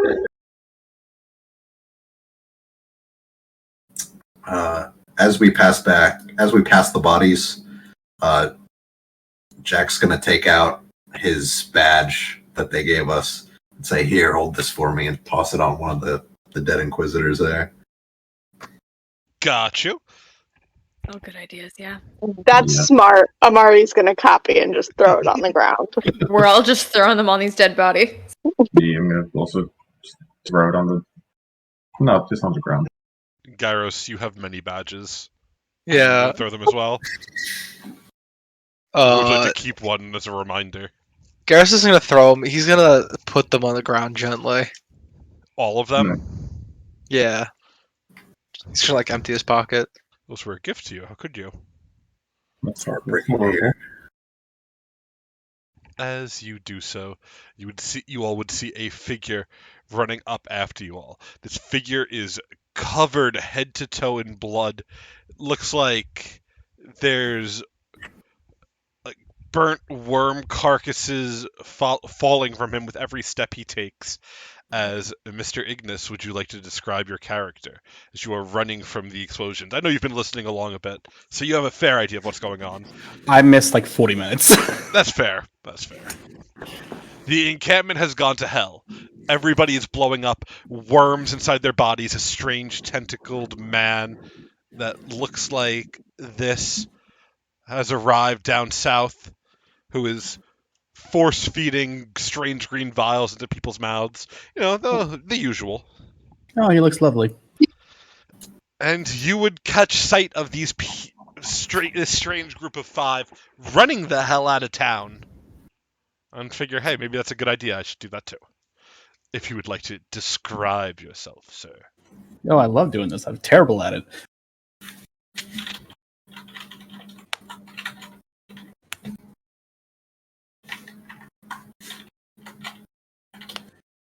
The person running is about 6 foot tall. Long red hair past the shoulder blades. Long coat on. Gloves. Boots dripping with blood. 2 satchels on his sides. You'll notice 2 horns sticking out straight up his head, going straight up. That is sickness. No, pale skin and red eyes. Sorry. He looks like an anime character. Not that there's Shut up. Not that there's Shush. not that there's anime in the world, but if there was, he would look like an anime character. He'll create it. It's not my fault the best characters look like this. You know what I'm doing? Out of spite, the next character, it's gonna be a fake character, just out of spite. I'm killing you by session 2. That's it. You're done. You can try. Just gonna be Saber. Which one? There's only one saber, please. It just makes No. saber faces. Yeah, it's a whole thing, yeah. Weeb. dweeb. Anyway, yes, the 5 of you would see this strange figure running after you. He's fucking soaked in blood. He's panicked a little bit. He's running to catch up, and as you all make it out of the gate, I will say, Amari, you're the first one out. Can I get a reflex save from you, please? Amazing. Yes, you can. Let's see. Better luck this time, probably, right? Surely. Well, I did drop the badge. That might have been the source of the. Maybe, maybe. Apparently so. As an arrow flies out, narrowly missing you, as you would see a strange-looking woman perched maybe 40 or 50 feet away in the base of what looks like a tree. This woman is young. She looks like can't be maybe older than 20, 22, 23, around there. Pale bluish skin, bright blue hair. She looks like this. Ew, the blue hair. Oh, very blue.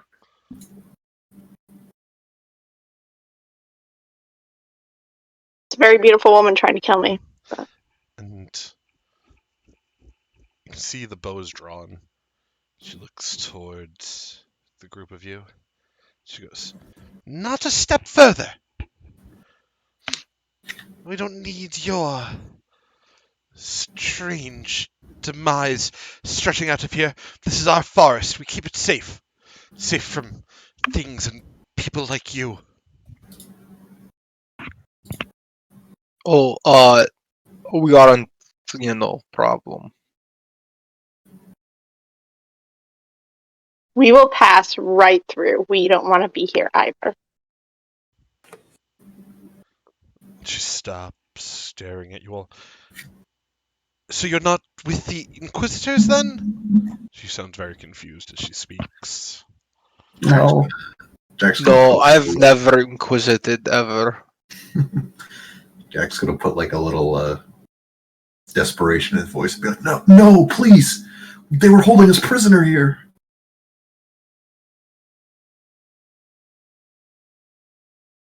She nods, putting the bow away as she drops down from the tree to be within, sight on the ground. She nods, goes, "Oh, well, I apologize. We've been keeping watch on these monstrous beings for a handful of weeks now. They kept bringing people in, but nobody ever left. And, well, to put it plainly, we weren't sure what the hell was going on. I'm sure you want to get away from there. Yes, please. My village Yes. is not that far away. If you feel up to a trek, maybe." She stops, seems to be thinking, maybe 20, 30-minute walk. If you're up to it, of course. That all it is. 20, Yes. 30 minutes. Anywhere's better than here. I mean, you're not wrong. This way. As she motions for you all to follow a pathway into the depth of the forest. It is full, heavy trees to the point that you can't see anything beyond them. Looking back outwards at the encampment, you could see much of it has been set ablaze. Whatever surviving Inquisitors there are, those who are not infected, popping or not, seem to have taken to setting everything ablaze. You could hear the screams of people, innocent and or otherwise, as they burn. Garrus is gonna turn to the group like, I told you, they set things on fire. That's what they do. This is true. And as you're looking, you can see floating in the middle of the town, not town, the encampment, I'm sorry. You can see this figure, floating maybe 50, 60 feet off the ground, laughing hysterically as this happens. And as you all are looking, each of you would hear in your mind this same strange whisper. "For you all to get away, Look what we are willing to do. This is how you know what we offer you is true kindness. A kindness you will find nowhere else. Remember, when you make it out that we do this for you, out of love. And then just laughter as the encampment burns. At the same time as you all are heading out towards the woods that this strange elemental figure is pointing you all towards. One second.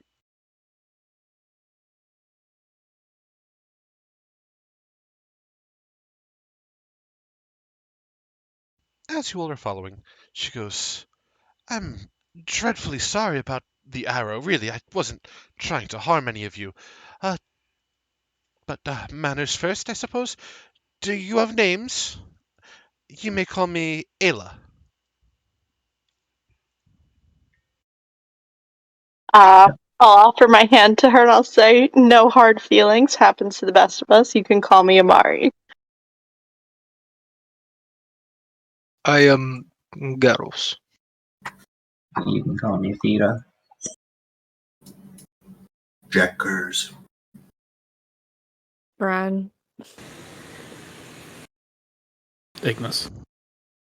When Ignis speaks up, she goes, Garros says, "Oh, I didn't see you. Were you always here?" No.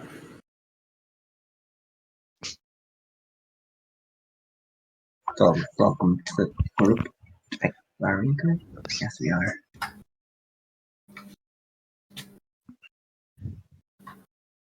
And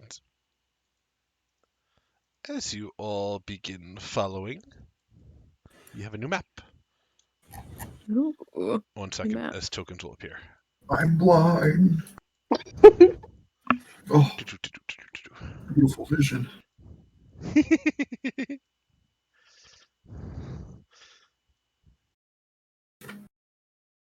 And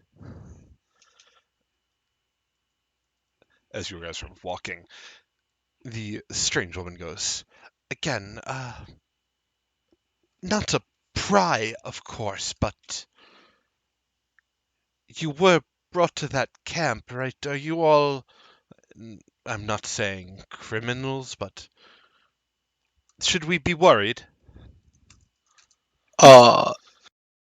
No. Worried. Oh no. Not more than like usual. How Can we would you just- define criminal? Depends on the That's not a good way to answer that question. I mean, as far as I'm aware, and I'm not an expert or anything, but the Inquisitors capture those of like magical terrorists.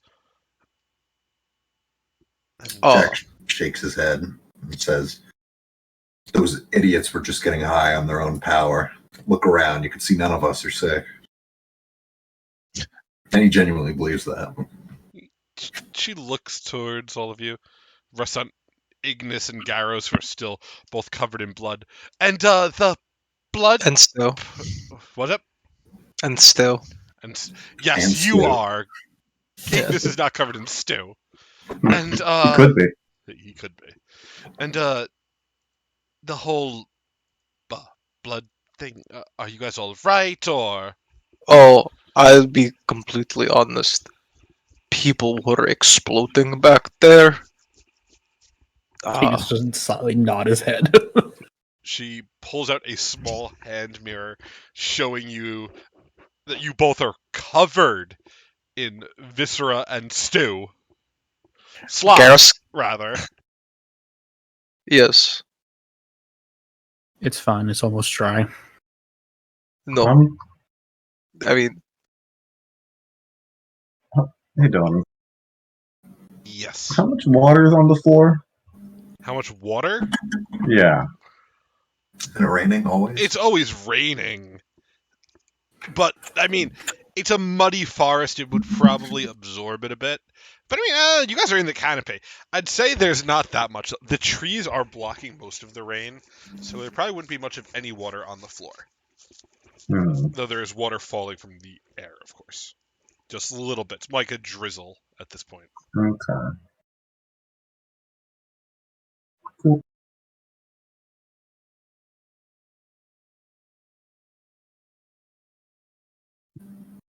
Ooh, can I get a read on this lady? Is there? I can't remember. If there's an insight. Sense motive. Yeah. Sense motive. Thank you. That's For what it was sense, for. Yeah. for sense motive, you would make a perception check against their Cool. deception. Okay, let's make one of those then. If I can click it.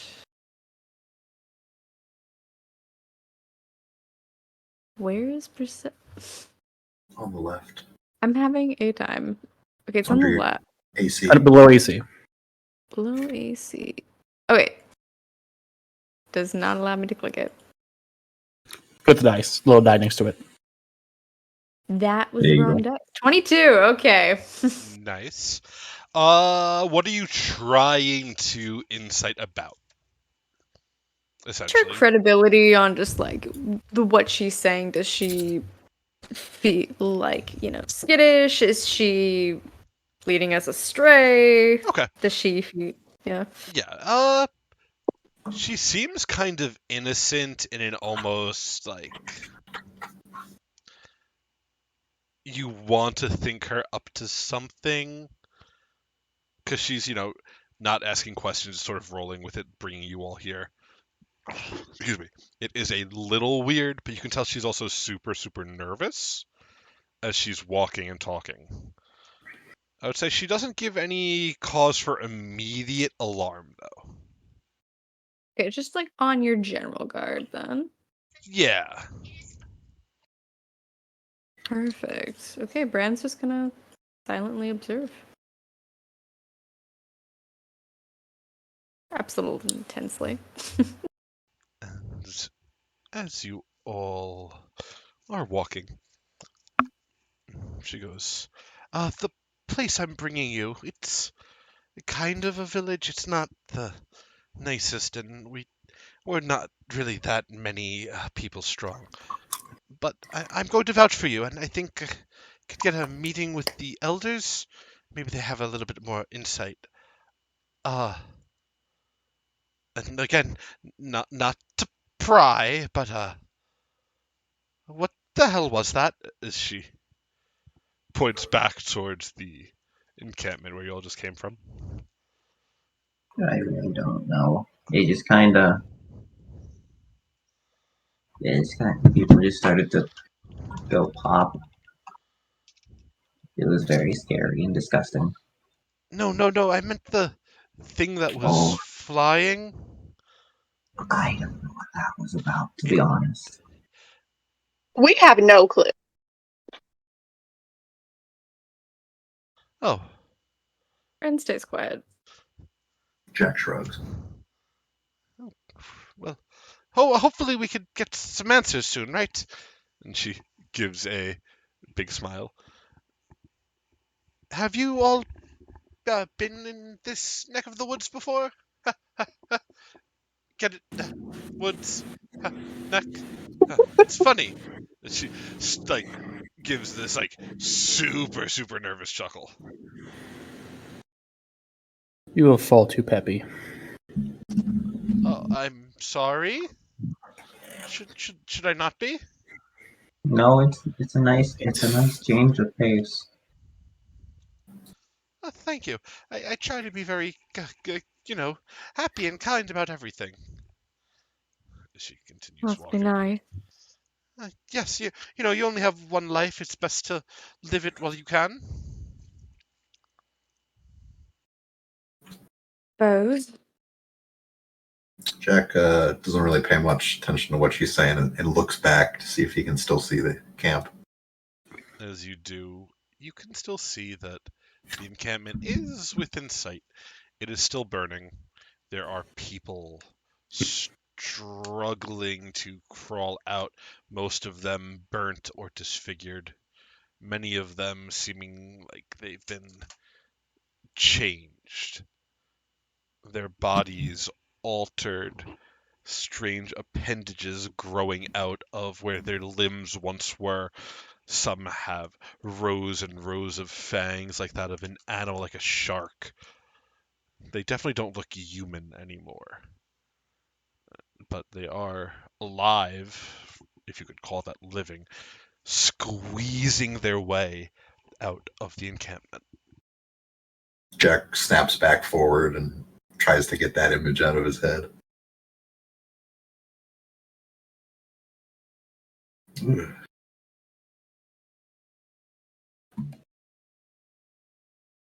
As you all are walking, following along this path, after about 20 or 30 minutes, as mentioned,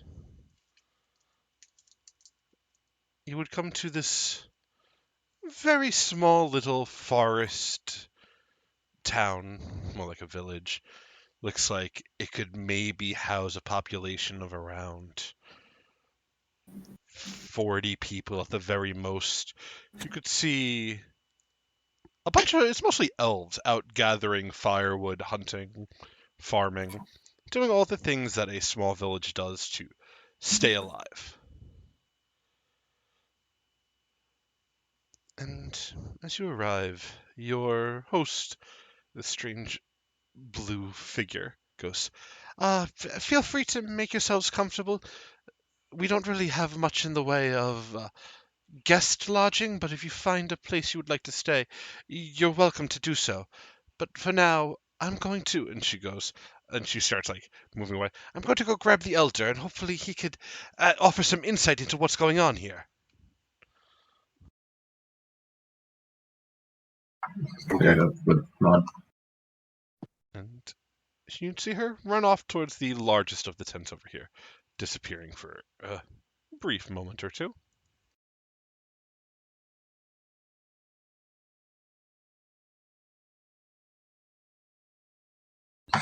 Spada would kind of turn around.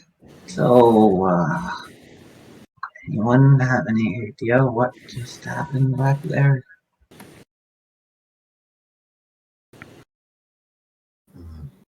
Can't come up with any logical explanation for what we just saw.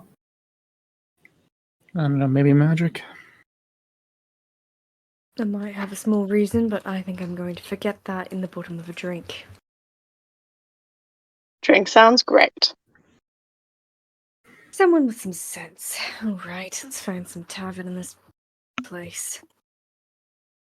Kimmy starts sniffing around for that. Yeah.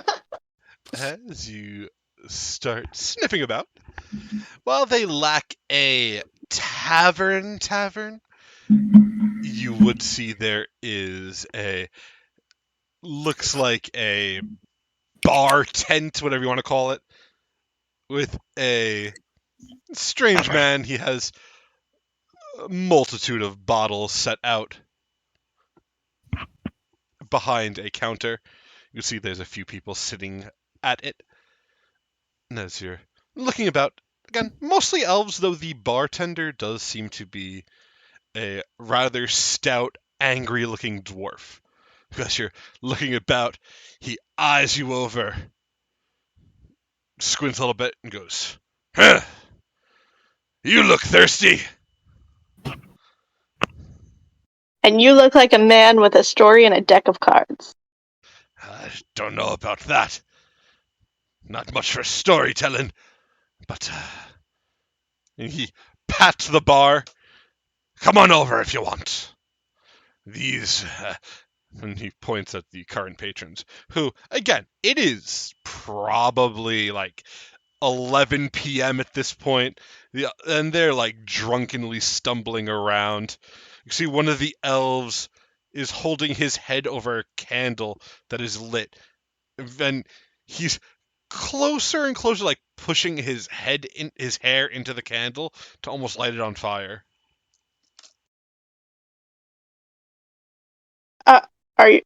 Are you gonna stop him? The dwarf looks and goes, "What do I look like? His keeper? If he wants to set his head on fire, he can set his head on fire. He's a grown-ass elf." Right, but he can't buy more drinks tomorrow if his hair is on fire today. Of course he can. You think lighting his hair on fire is going to stop him from drinking? Well, that's fair. Okay. And you Won't watch. stop me. Exactly.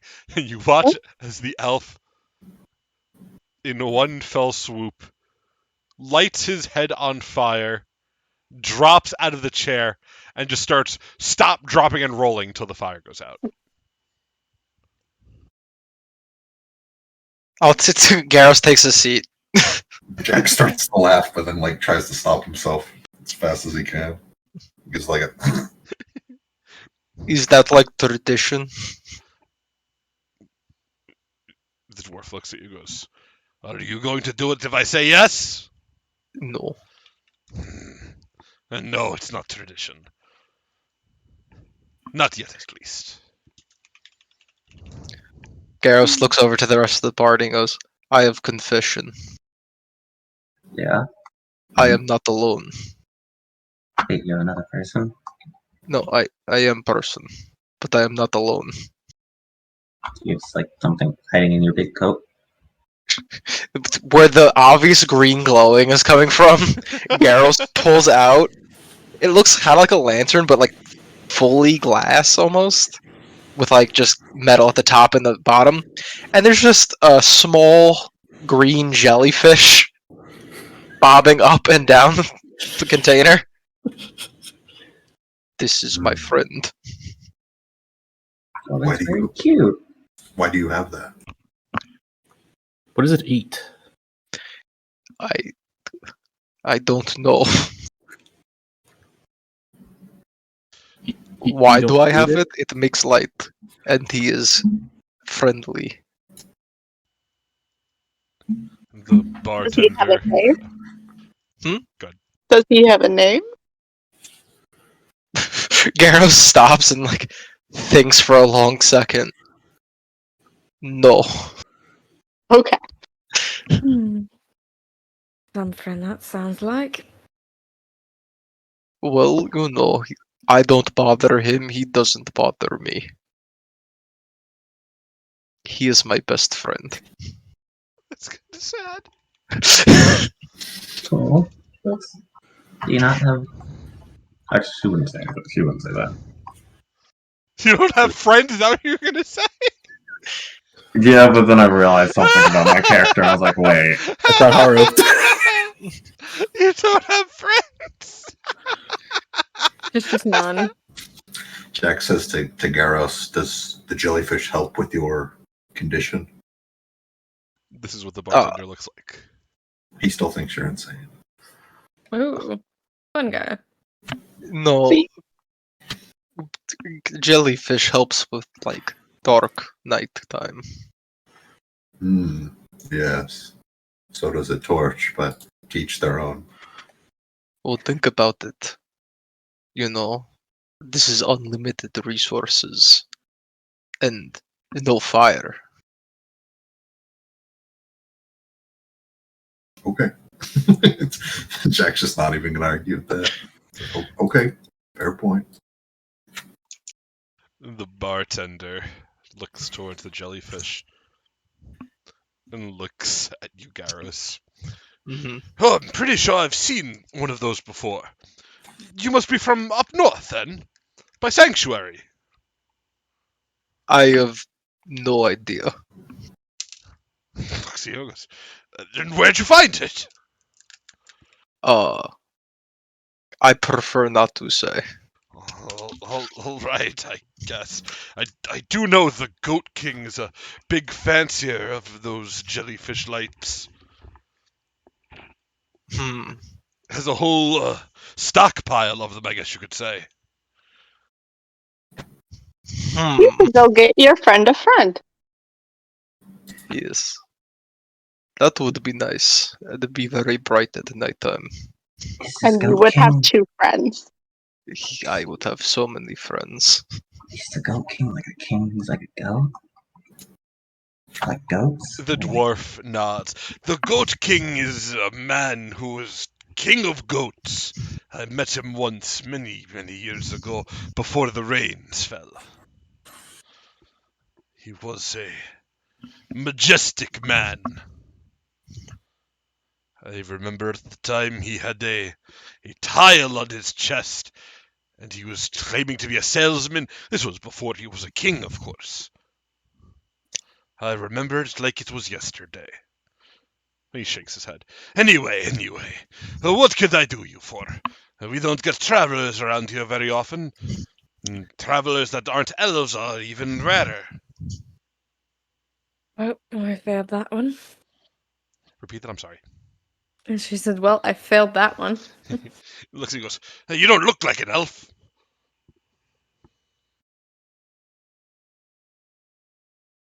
Ears kind of give it away, but oh well. He squints. Huh, maybe I need to get my eyes checked. Maybe so. I'd prefer you didn't. He goes, hey, anyway. Oh, what would you like to be drinking today? We have a very fine array of the finest meads that you could find in the forest. I'm not sure how fine that actually would be. Yeah, What you is know. the strongest drink you have? Oh, well, I do brew me some shine out back. I think it's what's causing me to lose my eyesight, though. Well, let's test it. He nods, goes, sure. First round's on the house. Or tent. 10th house. And he walks back to the bar, grabs looks like a very dirty bottle that's never been cleaned, and starts pouring large mugs from it, one for each of you. I kind of raise my hand. You raise your hand. He looks like he goes, are we in school? Do you want to raise your hand? She slowly lowers it. And just kind of stares. And after like a few seconds of just kind of staring, she's like, do you have like milk? Do I have milk? But I don't really like. I've never done alcohol. I am not a cow. I do not make milk, no. But I'll just have water. He looks at you and goes, what, are you a coward? Cow. Garrus will reach over, not and tap the end of the bar. He looks towards you. Water, All right. As he, and do not call her a coward. I don't know. Okay, buddy, it's okay. As he walks over, grabs a large barrel of water, and places it on the bar in front of you. What, do you need a cup now, too? I just slide it over to Fia. It's just a large barrel. It's filled with, like, clean water. That's nice. That's actually perfect. She just kind of stares at it for a while. Not doing much. Just staring at it. Yeah. But after a while, it looks like the water's starts to boil and then turns kind of icy cold and just kind of starts flipping between those two.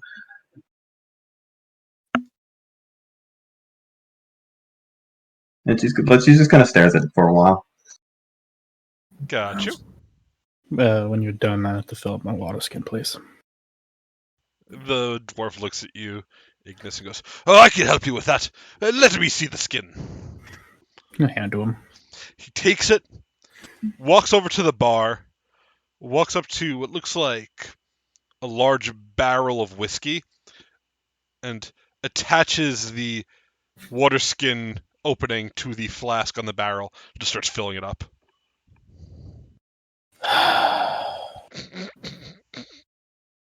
He returns it to you and goes, here you go. Finest water in the lands. I need actual water. It's holy water, what do you mean? Fresh from the dwarf's mouth. I don't drink. He looks around at the six of you and goes, no offense, but a lot of lightweights, huh?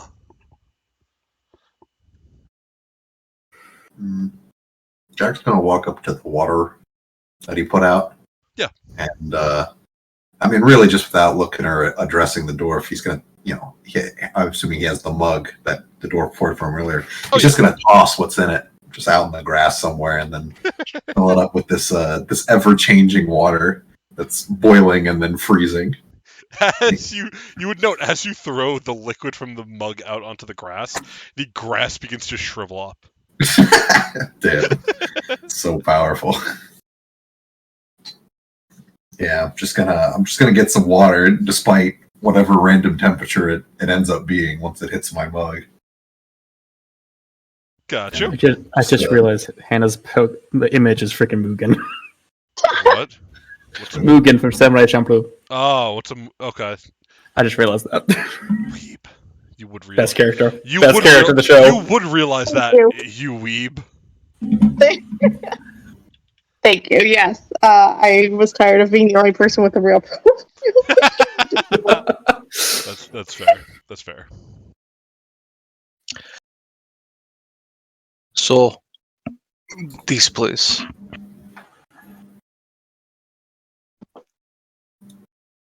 What happens to those of us who maybe like raise a cheers and take a drink of this moonshine? Good question, actually. It's very strong, and you could feel like you'd probably get drunk very quickly, but it's not like harming you. Great. Amari is drinking to be drunk. Achoo. It does not take much. Maybe like a mug and a half. I will start first with an honorary cheers to Braun, though, before I officially lose my.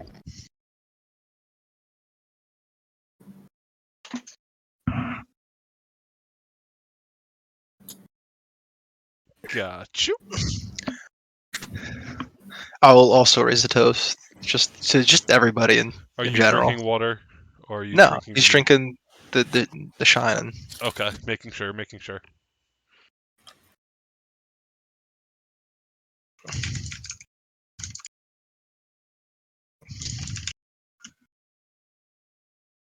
And as you are doing this, the dwarf looks between you all.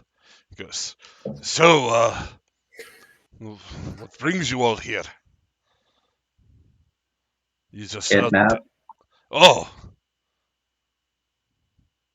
I'm sorry to hear that. It wasn't fun. I'm sorry. Where are we? Well, you're in the forest. Isn't that obvious? There's like trees and stuff. She looks confused. Where? No. I think they meant on the map. Oh, he says, nodding. Well, if I were to like map it out, you're like 2, maybe 3 weeks away from civilization. Large forest, many trees, a lot of villages like this, little elvish outposts and whatnot. If you keep going north, you just keep walking, you'll eventually hit the capital, Calistristos. You can go south and travel elsewhere if you'd like, but he shrugs. I like it here better. It's a lot more comfortable and safe. No, nothing really happens. There's no dangers, no wars to be fought, no monsters hiding out. Just you and your fellow man, or elf in my case, I guess. There are definitely monsters here. I don't think so. I've never seen one, and I've seen a lot of monsters in my time. Am I crazy? I look at the group. Those were monsters, right? Those. I mean, that's a rude thing to call elves, but No. the men with the worms. Yeah, they did look weird. A man with worms? What kind Yeah. of party were you getting up to? A The shit kind where one. people explode. The worst kind. That sounds like a pretty fun party. It's not the Yeah. kind of Well, fun with our, explosion. well, if you're lucky, you might. Well, hopefully, you don't have to. You don't have to see it here. It'd be very sad.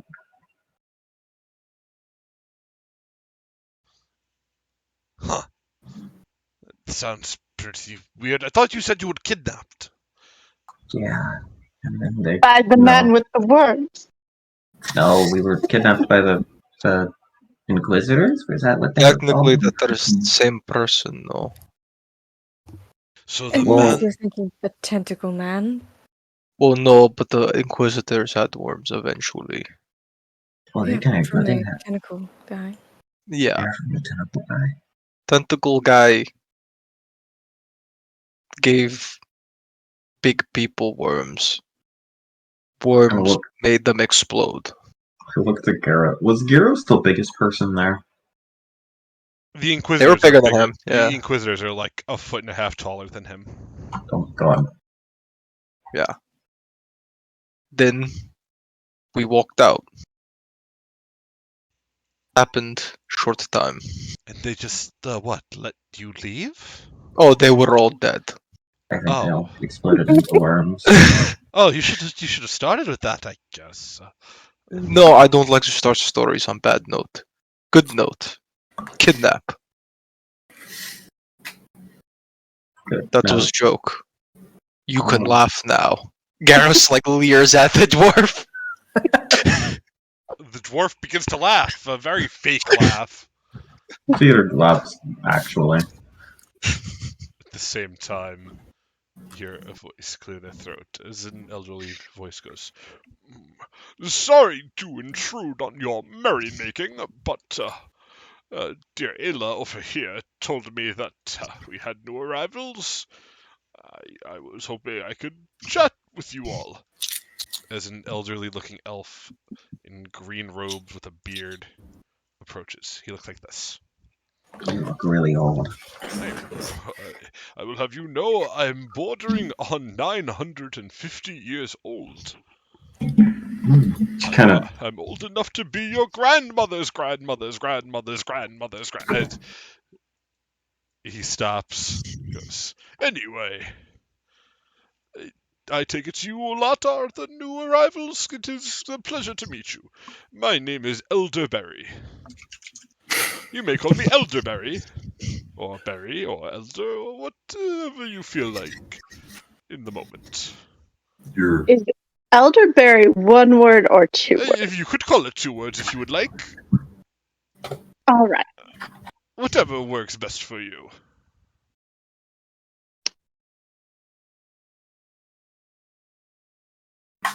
so you're is elder a part of your name? After all the years, it kind of became one, yes. Wait, so are you Elderberry? No, that would be very confusing. You may just call At what me point did your Elderberry. parents start calling you elder? Probably when he got old. I've always been old, I'll have you know. Oh, When I was born, my mother told me I have a face that only fits an old man. And now I am an old man. So she Funny how named those you things elder. work. He goes, honestly, you may be onto something. So Elves confuse me. elderberry. They are very confusing. Because they're setting themselves on fire too. Oh. Sure. He looks at you, he goes, why would you set yourselves on fire? No, you're elves. We point to the elf that set his hair on fire. Yes, the younger berries. The little berries. The little berries. The little berries! Elderberry shakes his head and goes, oh, well, you know, these younger sorts, they like to drink and make merry and do their little dance. Maybe one of you dared him to do it. Nope, kind of when we got here. Just decided to stick his head in a candle. It happens to the best of us at times. You know, the more you drink, the sillier your antics become. But So, I take it you're all looking for a place to stay, right? yes. What would you say to joining the village?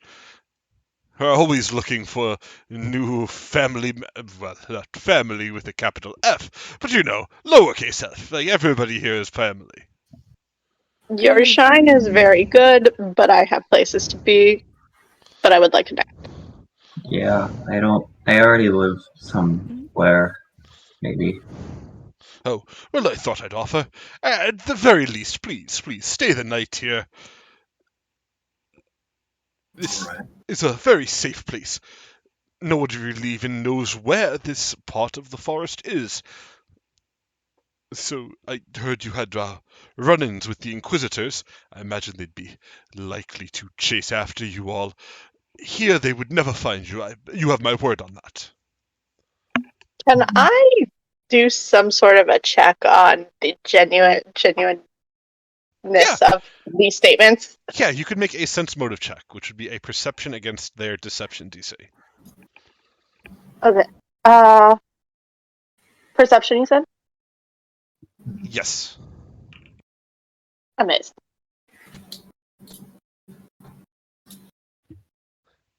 And I thought you threw the bad away. with a 10, I mean, doesn't seem like he's lying, but it's also hard to get a read on him. He's being very obnoxious on purpose.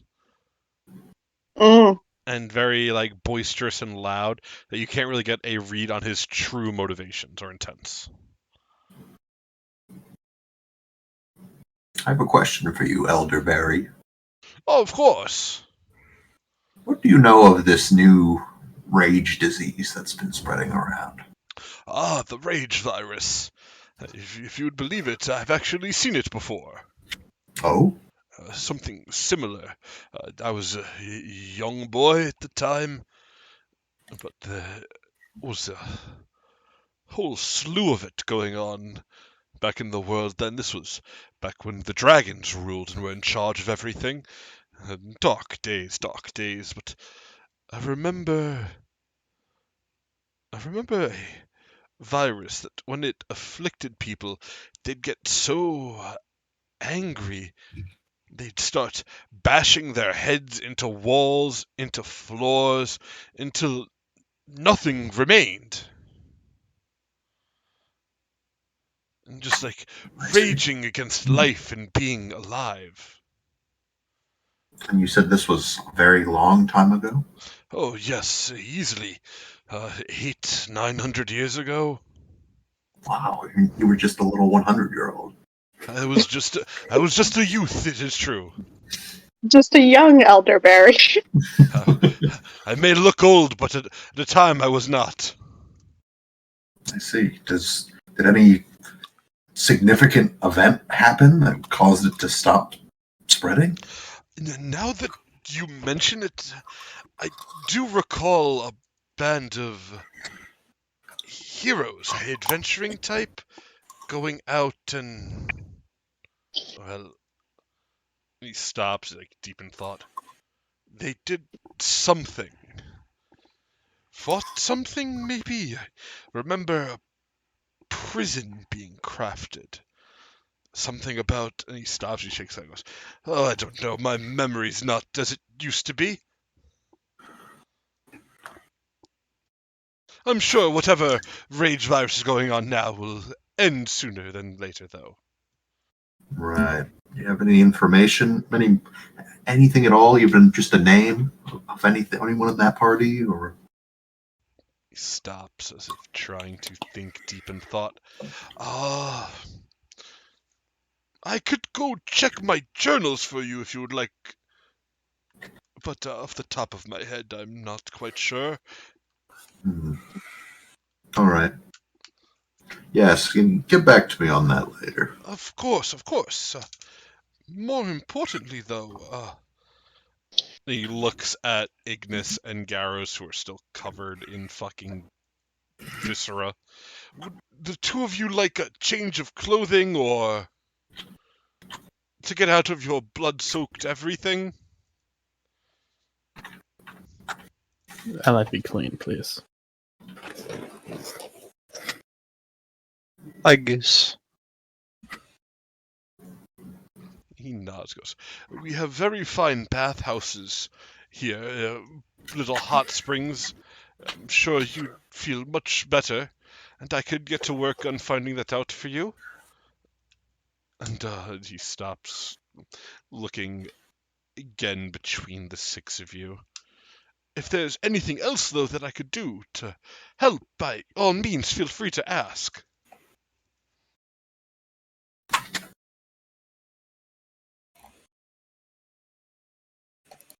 I'm good. You got a horse.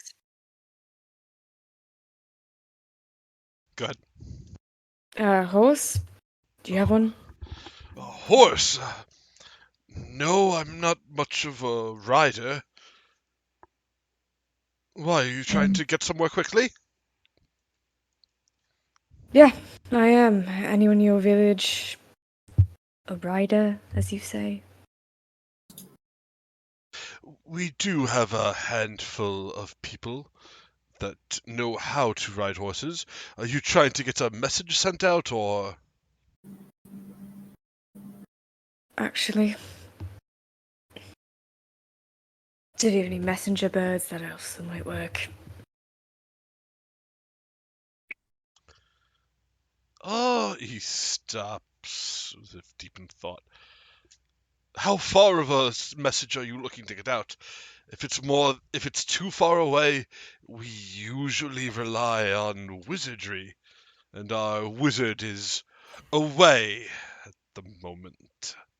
It's just air quotes around when he says away. Is he dead? No, it's not that he's dead. It's just that he stops. Indisposed. Kind of. He's in this weird trance-like state.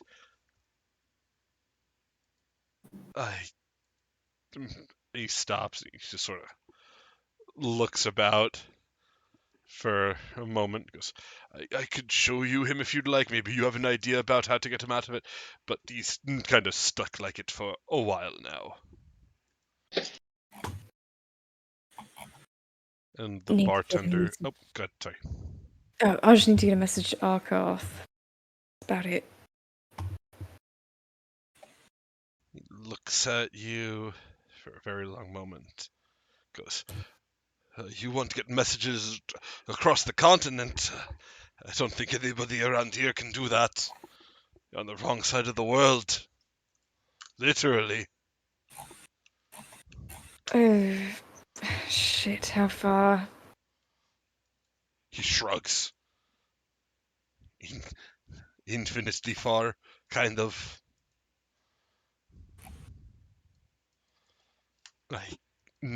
No offense, dear, but... We're here. And he, puts a hand on the bar. And what you want to get is all the way over here, on the other side of the bar. He puts his other hand. If that gives you an idea. She can just walk.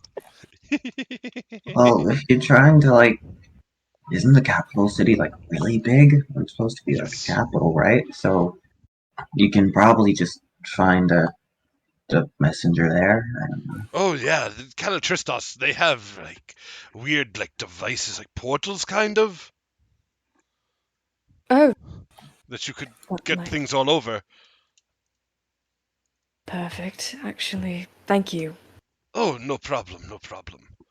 If the lot of you are headed that way, I have something that I wouldn't mind you dropping off for me, if you would.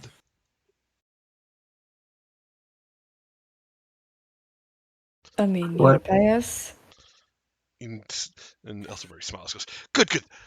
It's very easy. It's just as he pulls out an envelope that has been stamped with a seal. It looks like a royal seal. It screams of nobility at the very least, though the house insignia upon it you may not recognize immediately. Can I see if I can roll for it? You can make a society check to see if you could recognize it. Delay. Okay. Hmm.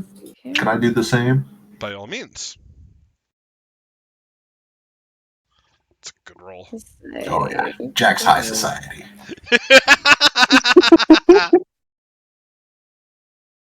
Um, Jack has studied society extensively to fuel his hatred for the rich. oh, here we go. Oh. Oof. Bran, you would not recognize it. However, Jack, you would. You've seen this insignia many, many times, in fact. As you would recognize it as the insignia of the Vastrovistos family of Vistos. Bastards. Which I imagine would look kind of like vampire fangs giving a kiss type sigil. You know, something very noticeable. He goes, I've been trying to get this letter out to my nephew out in Vistos for a very long time now, ever since the rain began, and I can't seem to get out there. I mean, not that I've ever left the village for about like 150 years now, but I mean, if you're on the way, I'll give you a payment in advance, of course. Jack holds out his hand and says, "Yeah, I'll take the letter for you." Oh, thank you.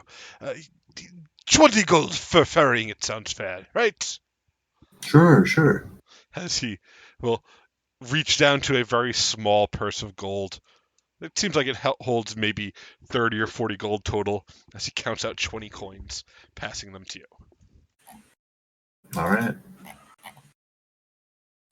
I put them in my pocket, I guess.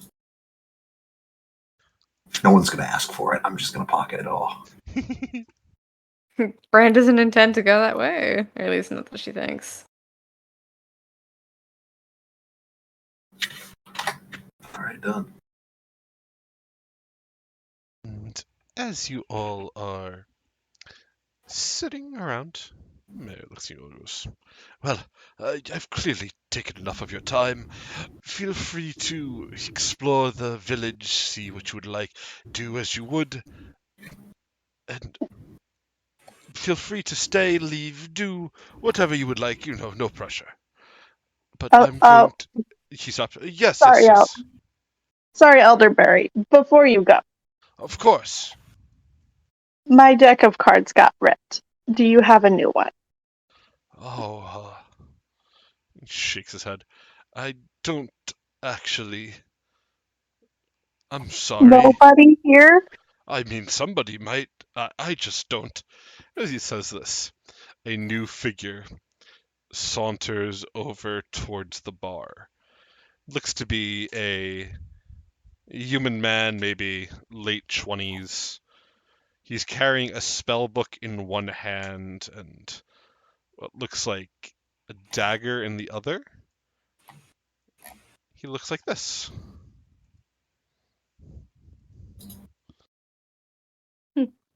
Put that thing out. Jesus.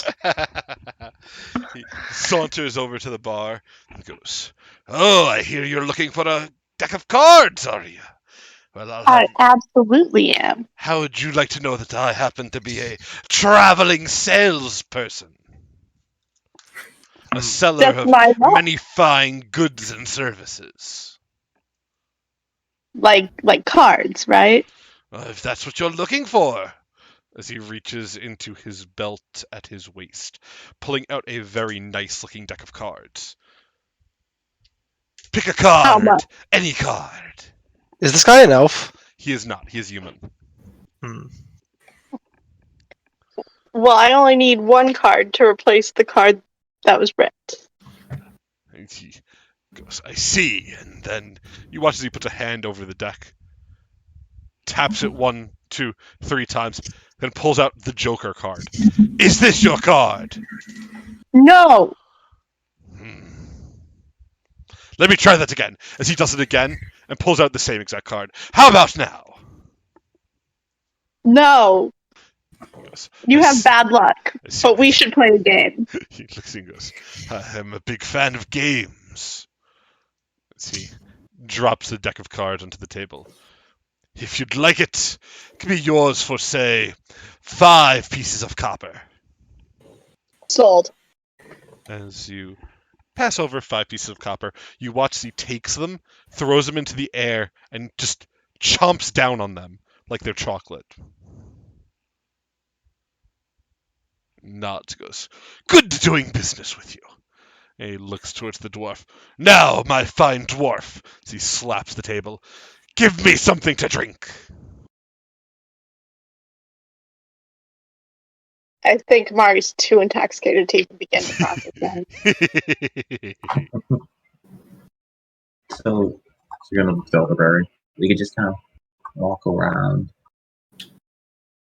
Oh, yes, you are welcome to explore about and do as you like. You said Oh, I was a. Was she someone who looked like elemental heritage? Ayla? Yeah. Yes. What were you saying? What are you saying, Chris? oh, are you not concerned that there is giant fire 30 minutes away from town? Training.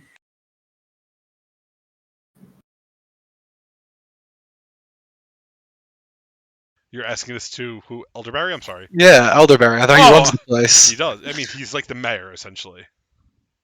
Oh no, so he's evil. What? The mayor was a great guy. I don't know what you're talking about. He looks at you and goes, I mean, a fire's just a fire. There's been many forest fires before. What's the worst that could happen? Worms. You said fire! Are there worms or are there fire? I'm gonna show him the picture of the worm. It's very nice art, dear. Maybe keep at it, though. No, it's the worms. Yes, now that you mention it, it kind of does look like a worm when you look at it from a certain angle. I turned to Garros. This looks like the worms, right? It does not look like the worms. Garros hesitates for like a second, goes, yes. She nods. She just nods, Elderberry. putting it away. Elderberry just goes, okay, do you happen to, have any of these worms? You know, for, I don't think you reference want sake. these worms. I mean, you could have, a dead one. Look to the 2 people who had worms on there at one point. Just shakes. He goes start shaking his jacket out. See if anything falls out of it. Let me get some kind of check. D100. Yeah, why not? Roll a D100, Mr. Ignis. Your name's very anime. How dare you? It means fire. Vermilion is very anime. It's also a shade of. It's also a shade of red. It's very anime. The whole thing. His whole name's a pun. Why would you do that? Yeah! It fits. I hate you. With a 28, Ignis, as you shake out your coat, a single burnt worm falls to the ground. Yeah. No, he shouldn't give it to him. You're gonna pick it up? Yeah. As you do, Elderberry looks at it for a long moment. Looks at you. Looks at it. Looks at you. Huh. And there were more of these, you said? A lot. Oh, a lot. They exploded out of people. Out of their mouths. Out of their mouths. And then they just kind of go pop. He looks at it for, again, a very long moment. Huh.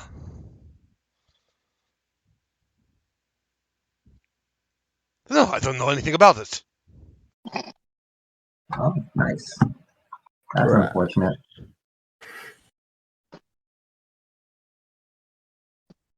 Do you want it? No. All right. You walk over to one of these fire pits and freaking burn it. I'll pick it back up. Yeah. Put it back in the coat pocket.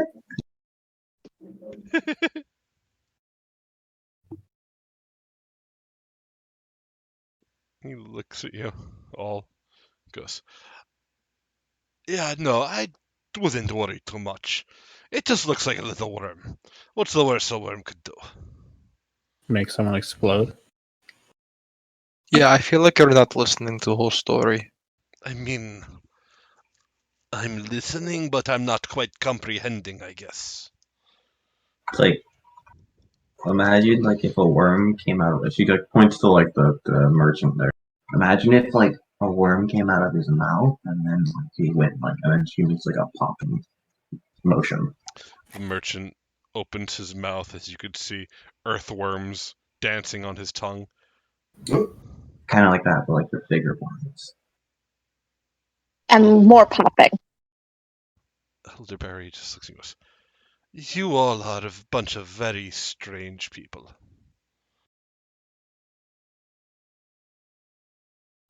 Yeah, probably. I don't think you walk away from that being normal.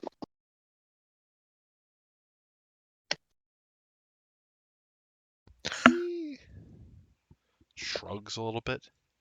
Goes, I guess? Don't really know.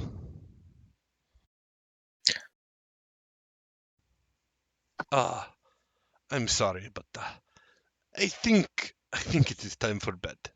As he just starts backing up.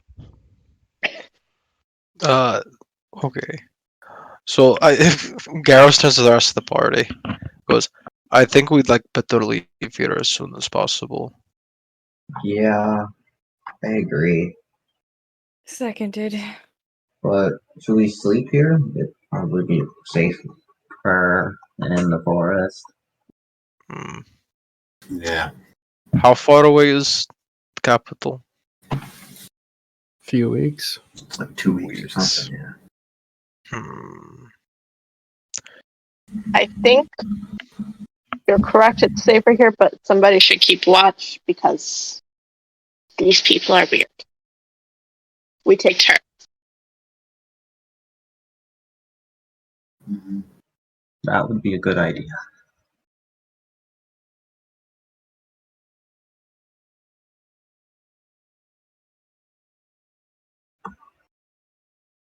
How late is it? It is probably about midnight at this point. Oh my god. Yeah, so it is late at night. So where can we stay? Is there a specific tent? Or... The bartender looks towards you and goes, What, you didn't bring your own? Sorry, I'm fresh out of imprisonment. I forgot to grab my portable tent. I don't own a tent. Well, what I a have it. shame. I have bedroll. I turn to the Excuse me. to the dwarf. I go, can I sleep behind bar? How do I know you're not going to drink all my drinks? Because He's got you there, man. what if I give you collateral? He looks towards the jellyfish. I'm listening.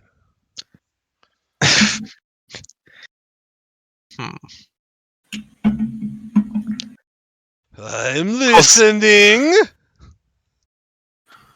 He pulls out 3 gold. I'd want. Why not the jellyfish? That is my friend. He is not like for sale. You're not selling, it's all collateral. He's afraid of you. Can I get a diplomacy roll? He's a very I know diplomatic you're man. great at that. Honestly, I'm not actually not Wow. bad at it. You're not terrible. trained at diplomacy. Yeah, dude, I'm diplomatic. Mhm. I think it's meant to be intimidation. He looks at you for a long moment. Goes, bah! Fine! You all can stay in my tent if you want. As he motions towards the tent over, we'll say here. Probably big enough to fit the 4 of you. 4. Or He looks and goes, yeah, 1, 2, 3, 4. There's 6 of us. He squints a little bit. No, I'm pretty sure that one and that one aren't real. As he points at Garros and Ignis. No. He's right. There's only 4 of us. All right, let's go. He goes, don't mess up the things in my tent. Okay. And I think Yep. Rand's gonna go find a tree. there are many. It is I'm a a tree. forest. Yeah, let's go climb a tree and sleep in it. I'm gonna go find Ayla. Got you. Yeah, Brian, you wouldn't be able to find. How tall of a tree are you looking for? Something with a vantage point where people can't normally see her up top. Okay. So she can see them, they can't see her. Let me get a survival check to Will see how do. nice of a tree you could find that fits your needs. A 14. So you spend a few moments searching about, trying to find one that would offer a good enough vantage point that you could be not found, the usual. But you managed to find one. It's a pretty easy climb. These trees are very old. They have large bases. And it looks like people climb them often enough that there are some handholds cut into the bark of the tree. But it's also out of place enough that somebody would have to actively be searching for you. And even then, it's not a easy find. That's just the tree she wants to climb.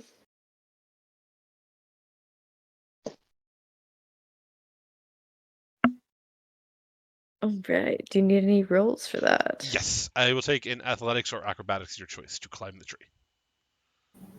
Athletics. That was the worst roll ever. 11.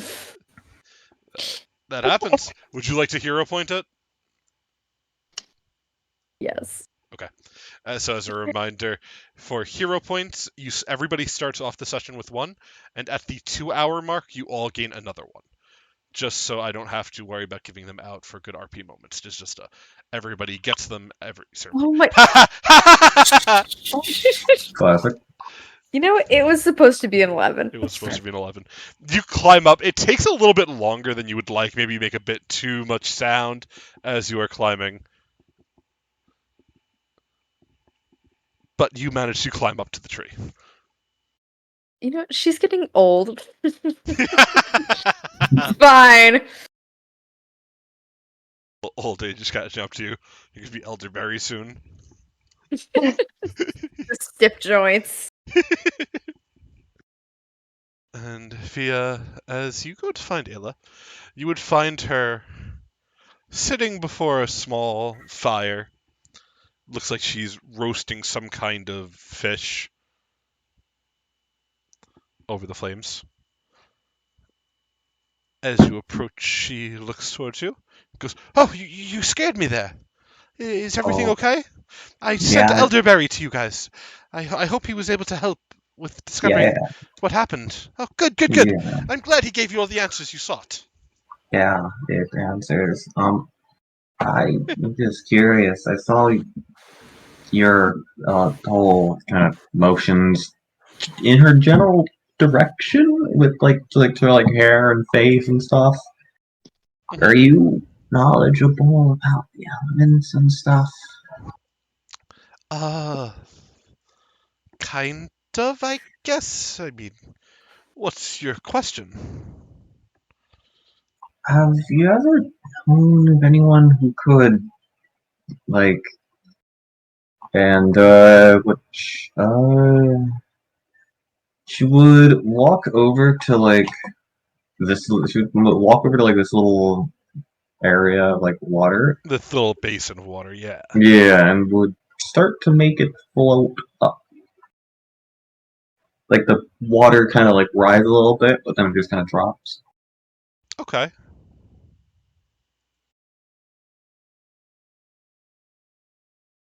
Like, have you ever heard of anyone like that? I don't really know what it is, but it's just, yeah. She looks at you for a very long moment. Very confused at first, but after a few moments goes, huh. Have you always been able to do this, or is this a new discovery? Very recent. After she flinches for a second, stuff happened.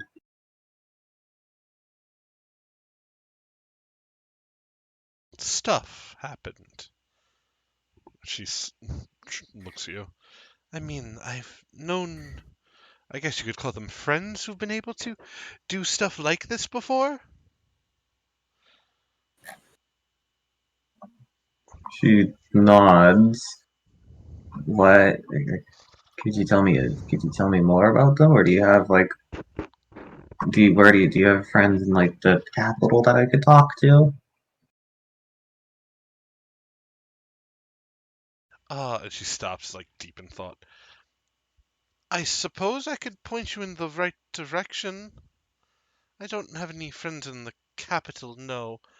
But if you go about a week south of here, heading out, not towards the capital, heading closer towards the Twilight's Edge Cathedral, there's a whole, like a grove, like druids, but they do weird elemental things.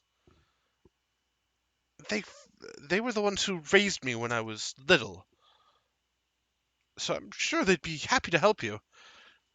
They said that She I was a gift from the air itself, or something like that. I don't really know. she would nod. Okay, thank you. I will remember that. Of course, I'm glad I could help. She would give a smile. And then, are these animals actually here? Probably not. Damn. I'm gonna go with them. She returns back to the group to sleep. Got you. Does the tent fit all of us minus Bronwyn? Would you say, would the tent fit all of you? Yeah, minus Brodwin. Probably. Might be a little bit of a tight squeeze, but you could probably all fit in. Well, I guess only 4 people are sleeping at once, right? Who's the fifth person that isn't? Well, are we doing watches? Oh, that's up to you guys. Oh, right. I think we wanted to, so we might as well on it. Ignis will stay out by the campfire. He'll sleep out though. Okay. Jack's going in. He's going to sleep. It's been a long day. That's valid. Am I able to take the jug of water that the bartender gave? As you go to, the bartender looks at you very quickly. Hey! Are you going to pay for that? She looks confused for a second, and then give 1 gold. He shrugs. He goes, "Oh, fine, you can have it." She takes the whole jug. As you do, I Is would there say a at this point cap? it's probably about like half full. Is there a tap on it? Yes. Okay, there's a cap. Cool. Oh, cap! Yes. Yeah. There would not be. Uh-oh. There's a tap on it, like to pour water out of it, like into a cup. There is no cap on it, though. I apologize. Would I be able to find something that could work as a cap?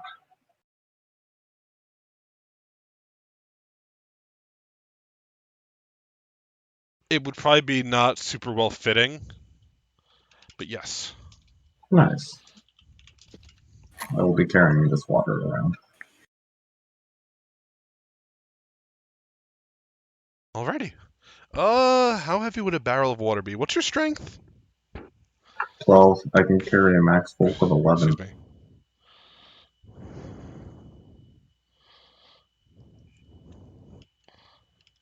How much bulk would a barrel of water have? That's a good question.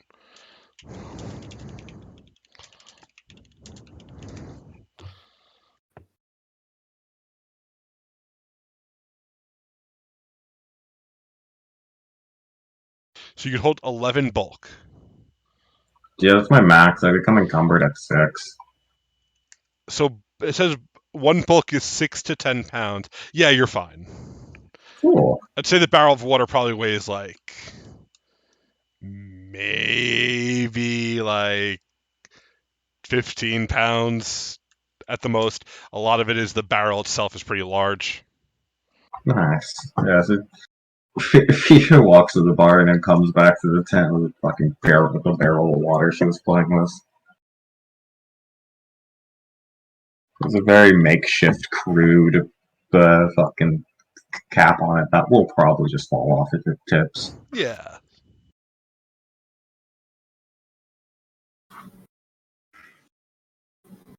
But you take your barrel, it is yours. Yeah, I guess we go to sleep, I imagine. As you all settle down to rest. Are you guys taking watches or no? Sorry. Yeah.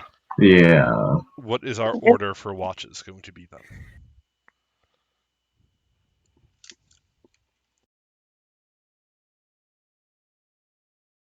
How many watches do we have? I can take first watch. 4, 5, 6, 7. Yeah, I'll go 8. after Vanitas. There is no Vanitas.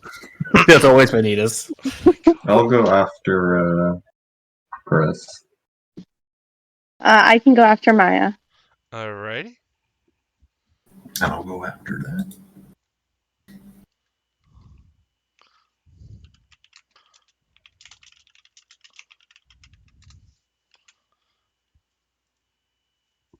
Alrighty.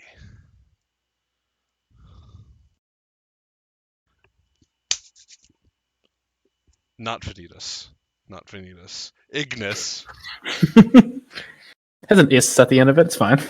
Ignis. My good buddy. That is not Vanitas.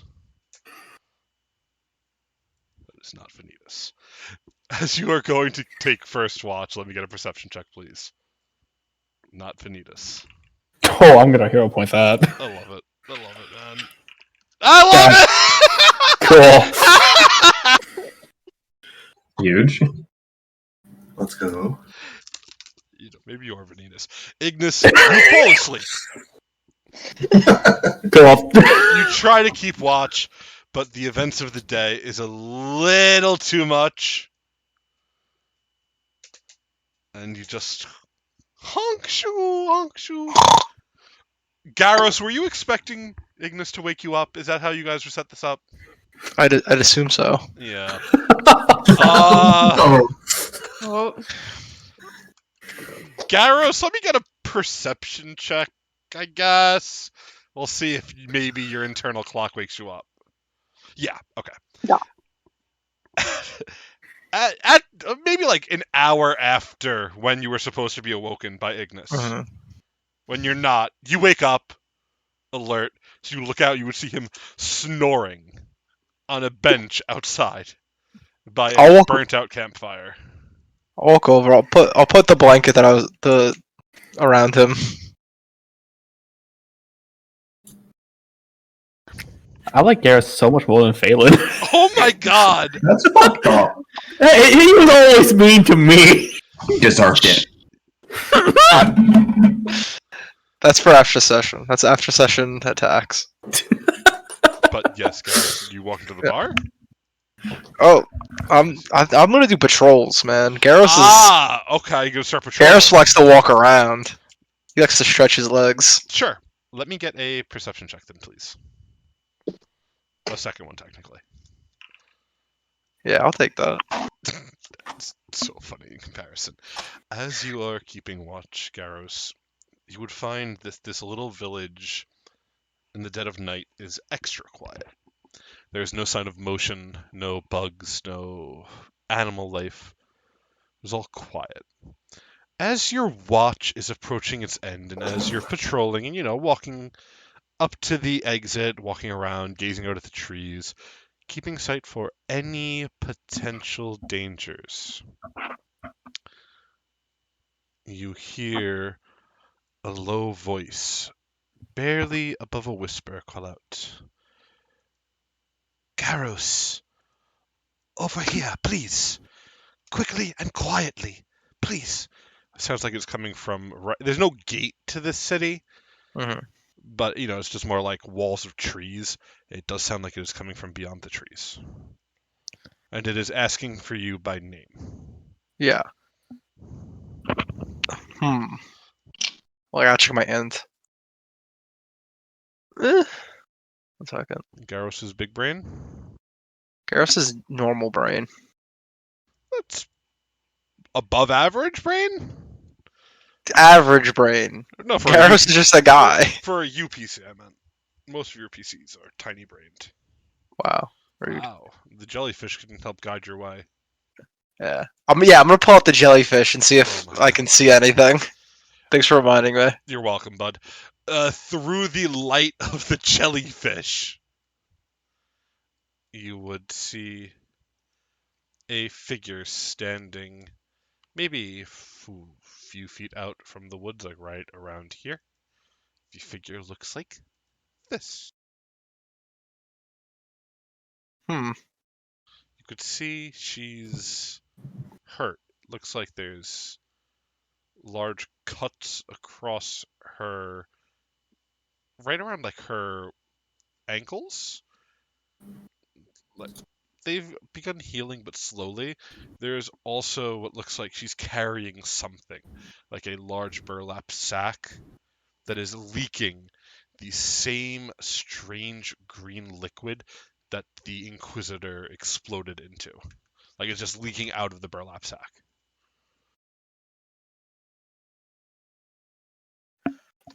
Yeah, no. I'm good.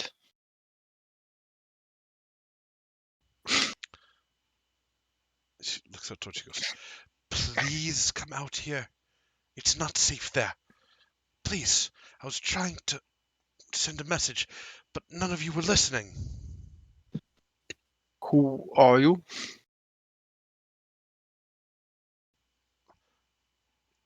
She looks out towards you, goes, look, I'm not armed. There's no weapons. Please, just trust me. She places the bag down, holds up her arms in a, like, I'm unarmed, I have nothing on me type motion.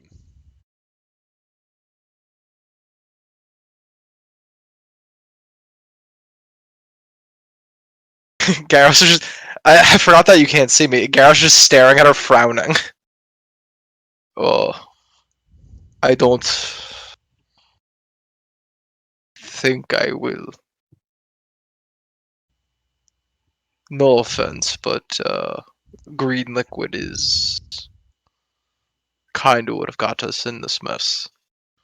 She looks out at you, shaking her head a little bit. She goes, you're making a bad choice. Believe me.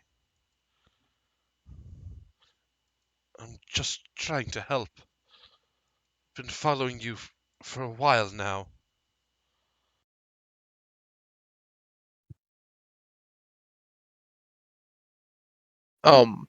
Where did you start searching for me?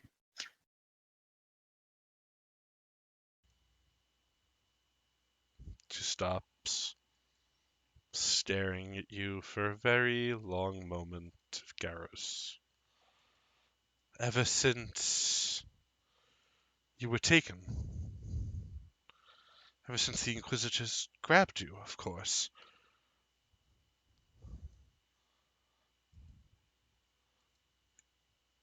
And as she says this, Garrus, you would remember when the rage virus spread to your homestead, we'll call it. Hmm. When you became very angry and did some deeds. You're pretty sure there was somebody that looked just like her as the Inquisitors arrived. Just out of sight. Somebody that she looked very out of place even amidst the Inquisitors. That you thought, she might be with them, maybe not, it's a little weird. But you definitely remember her watching as they loaded you into the carts that they used to take you all away. Hmm.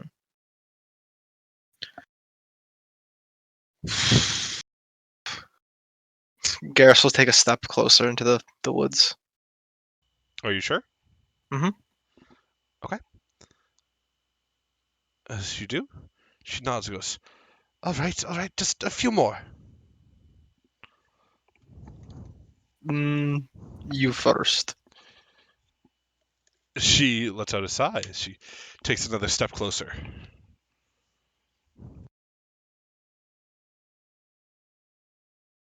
Now, tell me more about you.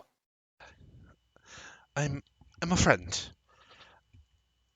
A friend I who, kind of, I'm here to help. There's something coming. I know you've seen it by this point. I saw the remnants of your work at the town. As brutal as ever, sir. Kudos to you for that. But, if you want to put a stop to this, if you want to put a stop to the virus, to whatever is coming forth from it, I could help you. I know what you need to do, what you need to find. It's what the heroes of old sealed away ever so long ago. And all you have to do is... And she stops. Goes, all you have to do is trust me. Can you trust someone you've never met, Mr. Garros?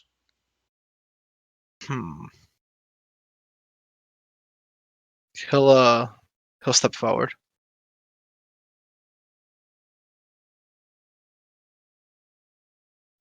As you do, she pulls out a large sealed scroll and holds it out towards you. You notice she is not walking within the border of trees that would enter this town, staying a fair bit away. She holds out this sealed scroll. If you hold trust in your heart, all you'll have to do is follow this map. Easy enough.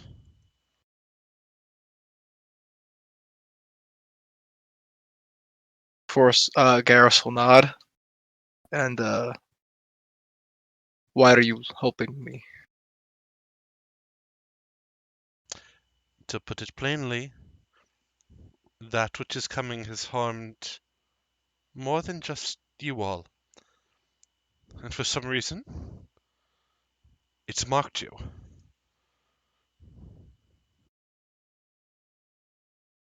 What do you mean? You mean the sickness? She stops and looks at you. Goes, I think you know better than that by now. That there's something out there.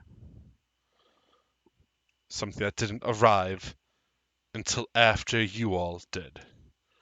Something Hmm. that makes people pop like balloons full of blood.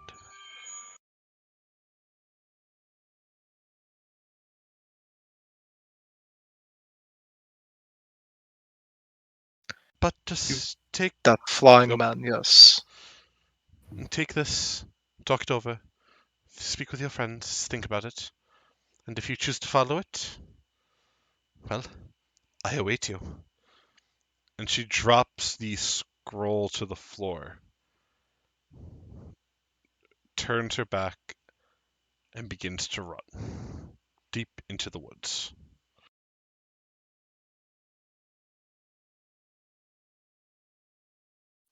He's gonna shake his head like, what the hell just happened there? And then stomp his way back to the town.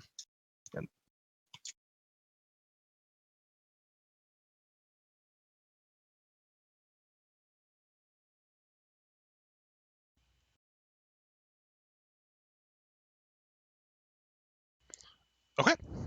As you return to town, are you waking the next person for your watch? For their watch, rather? Yeah.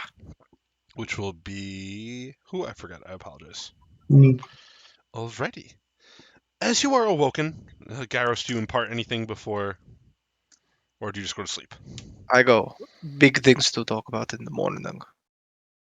She nods. All right. And Fia? And she'll Yes. start doing some watches. Are you going to patrol as well? Um, Or are you just sitting keeping watch? she's probably gonna try to get like a good good area where she can watch everywhere. Then kind of just sit. Probably with a Gotcha. jug of water. Alrighty. As you're keeping watch, let me get a perception check, please. I will re-roll that. 16. Better. Nice. As you are keeping watch, for the most part, your watch is uneventful. At this point, it's getting to early morning. People are beginning to rise. There's a lot of chatter. A lot of it is about the new arrivals. People are guessing as whether you lot are planning to stay here and become residents of the village or whatnot. But as your watch is coming to a close, maybe 10 minutes before your watch would end, you see one of the Inquisitors, their armor torn apart. Their legs, it looks like something has stabbed into parts of it so that they can't walk, and the figure is crawling, using using his arms to drag them forward towards the town. Looks like their helmet has been almost melted into the skull, into their head. And as you're keeping watch, the figure looks out towards you and goes, "Please, please help me. My legs, they've done something. My head, I can't think. Please, I need help. I Can I can't make a die here. medicine? I have to..." Yes, you are welcome to. As you hear, Can yeah. I'm trained in medicine. Right. Does this man look like he could be saved? Probably. It doesn't look like he's. It looks like his legs would probably have to be amputated, but it doesn't look like he's about to die. Okay. She will slowly start walking towards him. But a weird aura would start to kind of surround her as she slowly starts getting closer.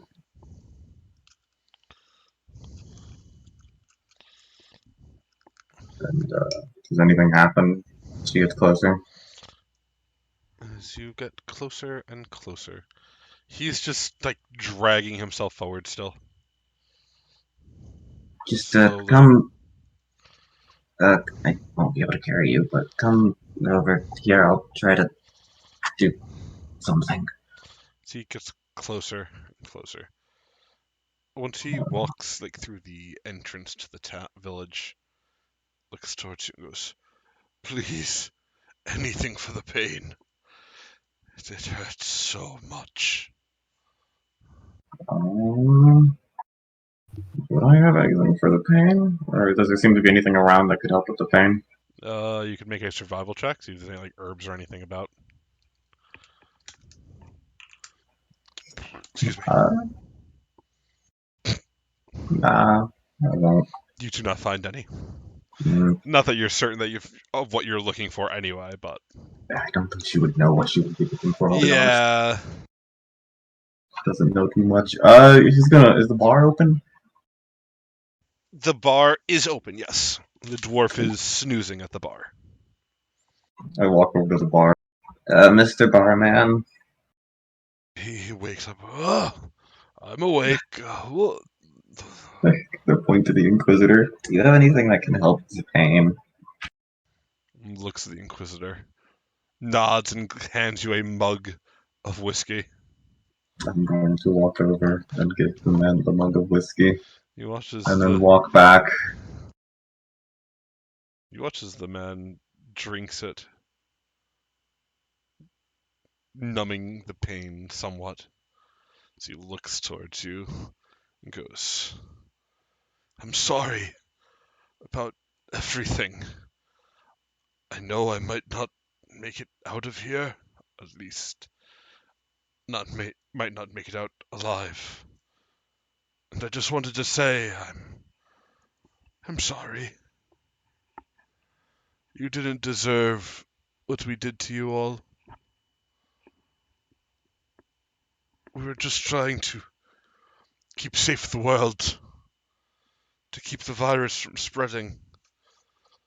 But I think gathering so many of you in one place just worked like a beacon, bringing something else forward instead." Nods a bit. Looks to the bartender. Do you have a medical tent? He shakes his head. Not much in the way of healers, no. She sighs and gonna hand a bit more drinks to the man until he is knocked out.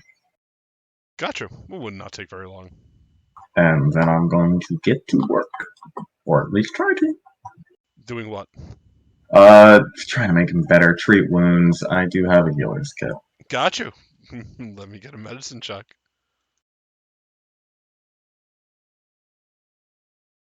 16. That's a success. Nice. You spend the next 10 minutes patching up the wounds as best you can. He will survive for what it's worth, but he may wish he didn't. Because you could tell he's a little shell-shocked more than injured. Alright, I'm gonna fucking walk over to complete, slowly carry him to the bartender. Okay. Where should I put him? I think I'll be honest, he probably will be living here. I don't think he'll be able to leave anywhere. The bartender looks about and goes, "I guess just leave him here. We'll figure it out in the morning." She nods. God, and, it's almost morning already. Yeah. She nods and goes to wake up the next person. I think was Amari. Alrighty. Amari, as you are awoken to take watch, at this point, morning. Oh, yes. I would tell her what happened about the Inquisitor that's sitting over there, and I will tell her that he's do not kill him. Seems sad, and he's apologetic. gone through too much already, and she would be very sad if he died. Amari will tell you that you are a much better woman than she is. She would not have done any of that, but will respect your wishes. Cool, and she's gonna go to bed. And Amari, as you are awake for the last watch, let me get a perception check, please. Okay.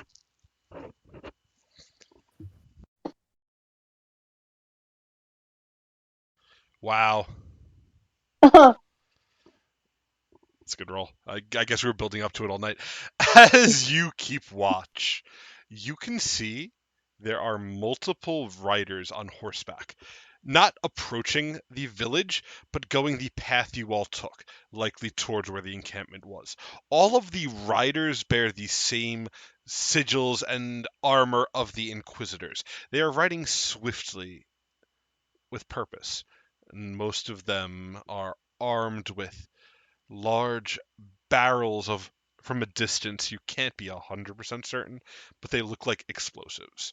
as they ride past, you get the idea they are trying to erase any evidence of this encampment having been there. Get rid of anything that could lead back to this. And this continues for a good hour or so before the riders die down, and then there are none. As your watch continues, you hear a voice whisper in the back of your mind. The same voice of that odd, flying, tentacle-robed creature. You hear. Look how quick they are to erase their mistakes. None of you even mattered in the long run. Just another experiment. A deviation from the mortal coil. We could offer you so much more. A better world where never will you be treated like a lab rat again. Followed by more laughter. But as All right. but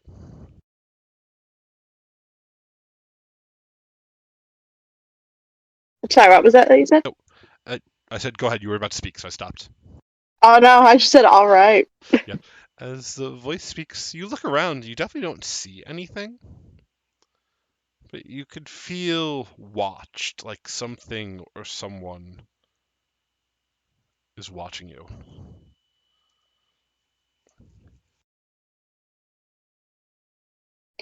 But I obviously can't tell that they're physically watching me. It's Yeah, just it's just you feel watched, like it feels like something is staring at you. awful. Okay. A little bit.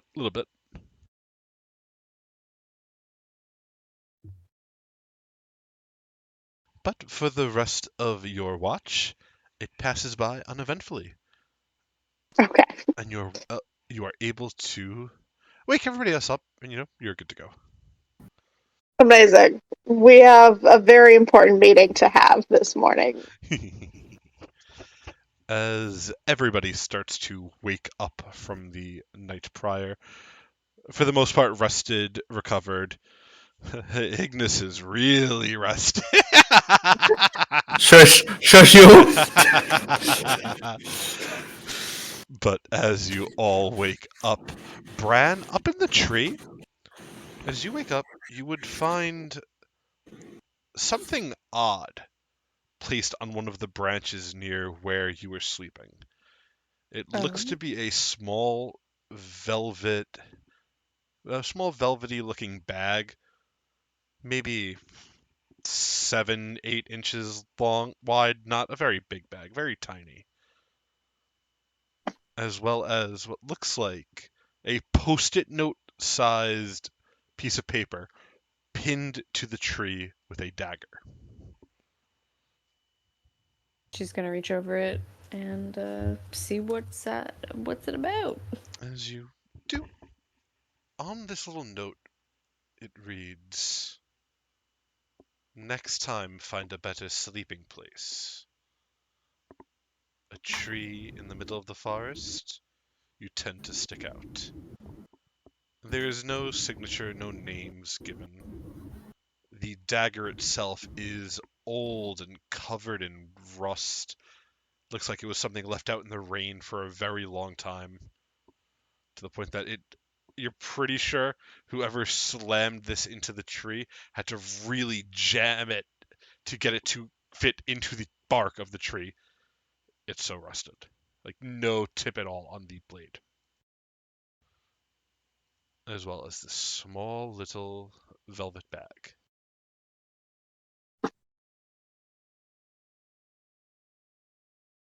What how's the handwriting look? The handwriting looks very fanciful, very well educated, I guess would be the phrase I'd use. It's not something written by someone lacking in talent. It's definitely someone who is educated, smart enough to write in almost a fanciful calligraphy style. And it would be written in Elvish, we will add. And she can read that. Yes. Lovely. Okay. I mean, she'll take it, kind of almost brush it off in the moment, but she will begin to climb back down the tree, hopefully more successfully than she did up the tree. Let me get another athletics or acrobatics, please. Let's Don't see fall out if of the she tree. falls. We're gonna try not to. 10! You know what? It's those old joints. Again, you're kind of struggling a little bit. Takes you a little longer than you would like. Maybe you are getting old. As you manage to climb down from the tree. Alright, yeah, she's gonna start looking around for some food. Yeah, as you all are awake, the villagers would likely have dropped off a bouquet of fruits and vegetables for you all for breakfast. You know, like Oh, tomatoes, maybe coconuts, Hmm. maybe Huh. some, I don't know.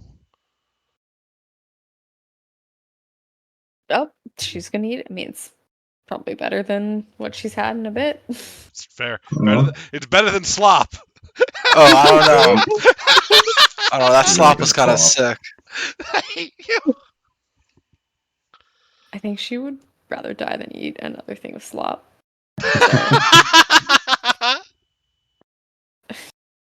I'm assuming we all kind of gather around the table and find a I nice imagine place. so. Yeah. Where did they put Fia's pet? Is he hanging out in the open, or Probably.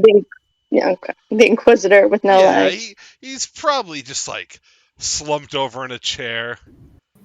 Not he's like looking towards you, but trying not to look towards you guys, because he's a little afraid, like of retribution, Yeah, which is the valid. I mean, yeah. But once everyone's there, she kind of looks around. I guess I'll kind of. Do you want to say motioning a bit, not too much, to make it so he doesn't notice, so he doesn't get scared. The Oh, Inquisitor here is like, don't attack him. He's not dangerous How do you know that? because he had his legs cut off and he was at an edge of his life, and I had to heal him up. Hmm. He Well, as seems, long as he's not moving, I guess it's all right. yeah, I don't think he'll be moving for a very long time, and I think he's gone through enough. Well, Hopefully, the villagers are kinder to him. it's not like I'm staying here anyway. Yeah. I also think we should clear out and maybe leave your new friend.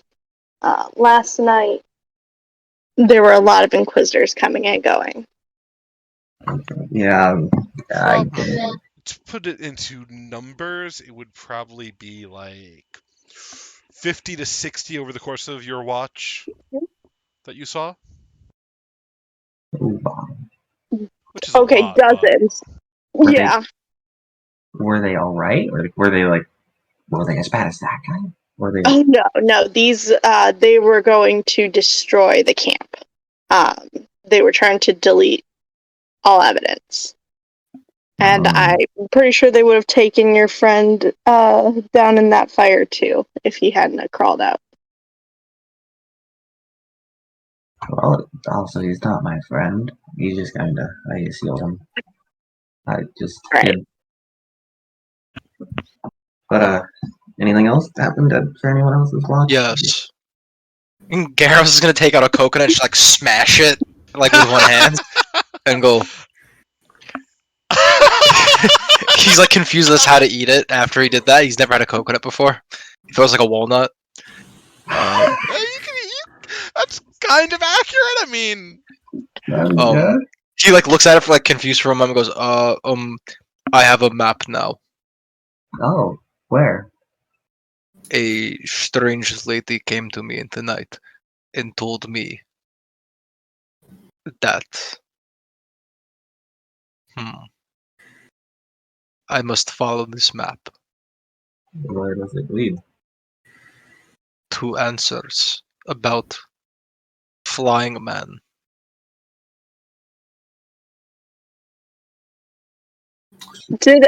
So you also spoke to people in the nighttime? Yes, I'm allowed to have my own friends. Right. No, I understand. No, that was a joke. I have no friends. You have your jellyfish. Yes, no, she yelled at me through forest. I also had some night voices, but I didn't see anything. Did you see the one? She was a strange lady. I've seen her before. Oh, Okay. Yes, Sure. I'm sorry for being confusing. no, it's alright. So where, do you know where map leads? I will be completely honest with you. I grew up in cave. I don't know geography. I don't And then he know. slams the map on the table. Oh, I'm just gonna roll it out so everyone can see it. If it's better at, map looking.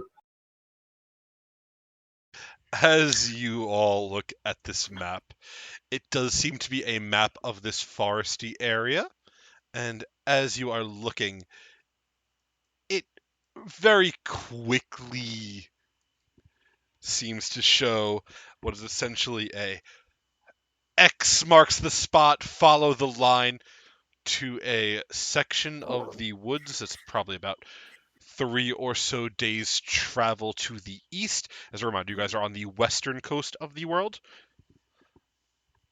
It looks like it actually gets close to exiting the forest, where there's a large X that has been circled that reads Cavern of Dreams on the map. Hmm. Wow. Isn't this the most suspicious map I've ever seen in my life?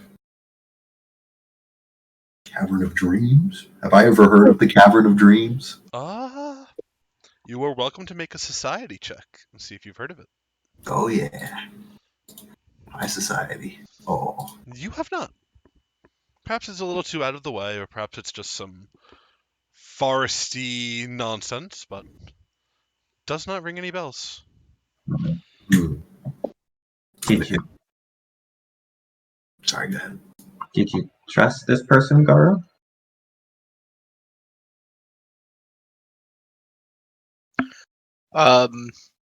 I've known her probably as long as I've known all of you.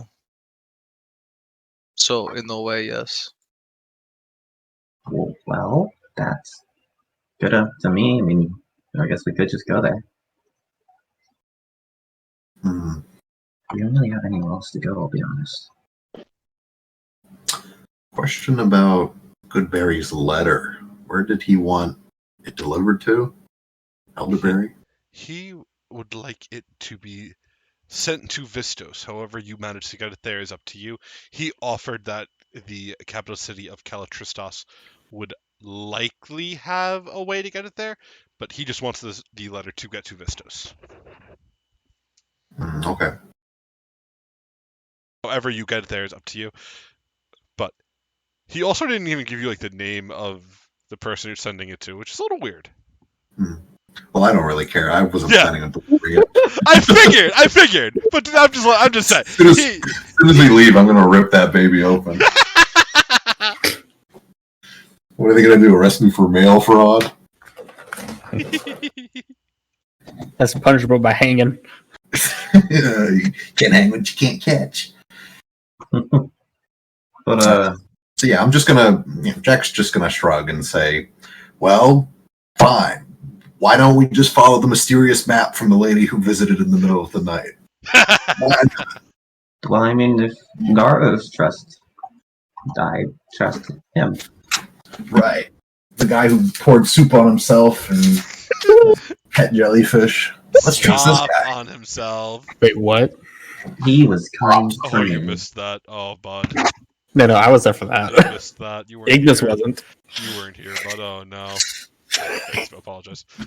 Continue. I mean, do you have any better place to go? No, I don't. So if Yeah, this map just fell into our lap, I guess we might as well. yeah. There's also a place I would kind of want to visit, but I don't know. Whenever we have the time, if we still travel together, I don't know.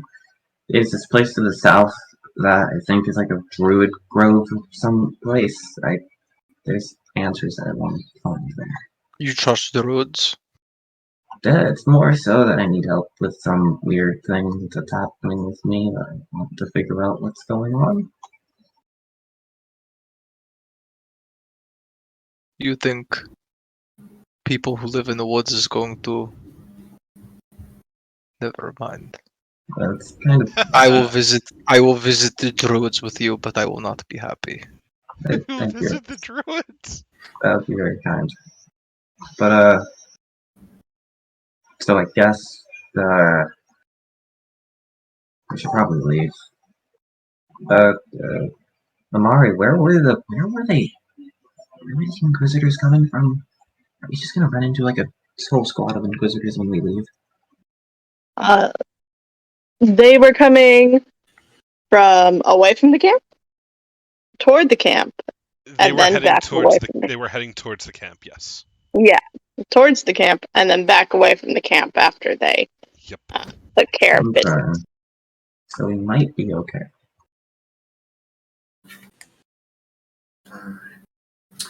But before we leave, I want to talk to Elderberry again.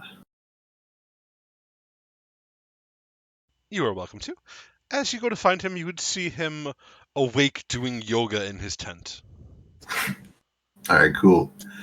I'm gonna say, Elderberry, He did you looks at happen to look up what we talked about yesterday? Oh, yes, I did.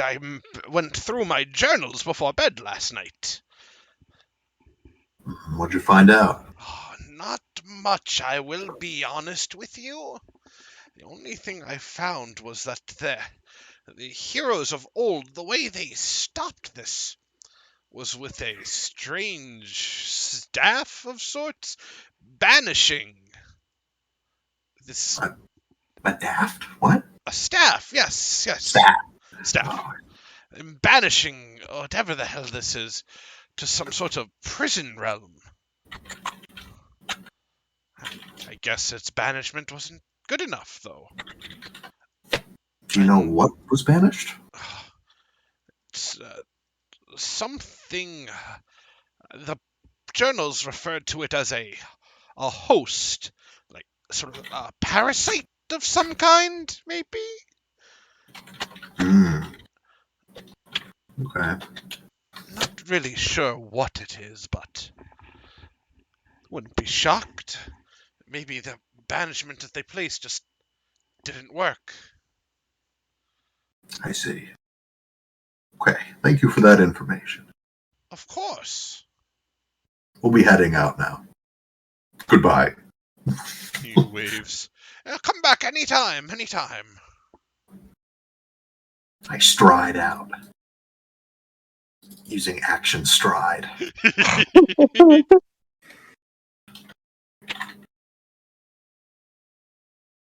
Alright. Everyone ready to go? Alrighty. And as you all pack your things and get ready to go, I think we're going to call our session for there today, folks. Nice. As we will pick up next week with more shenanigans. We'll see where we follow, what happens. But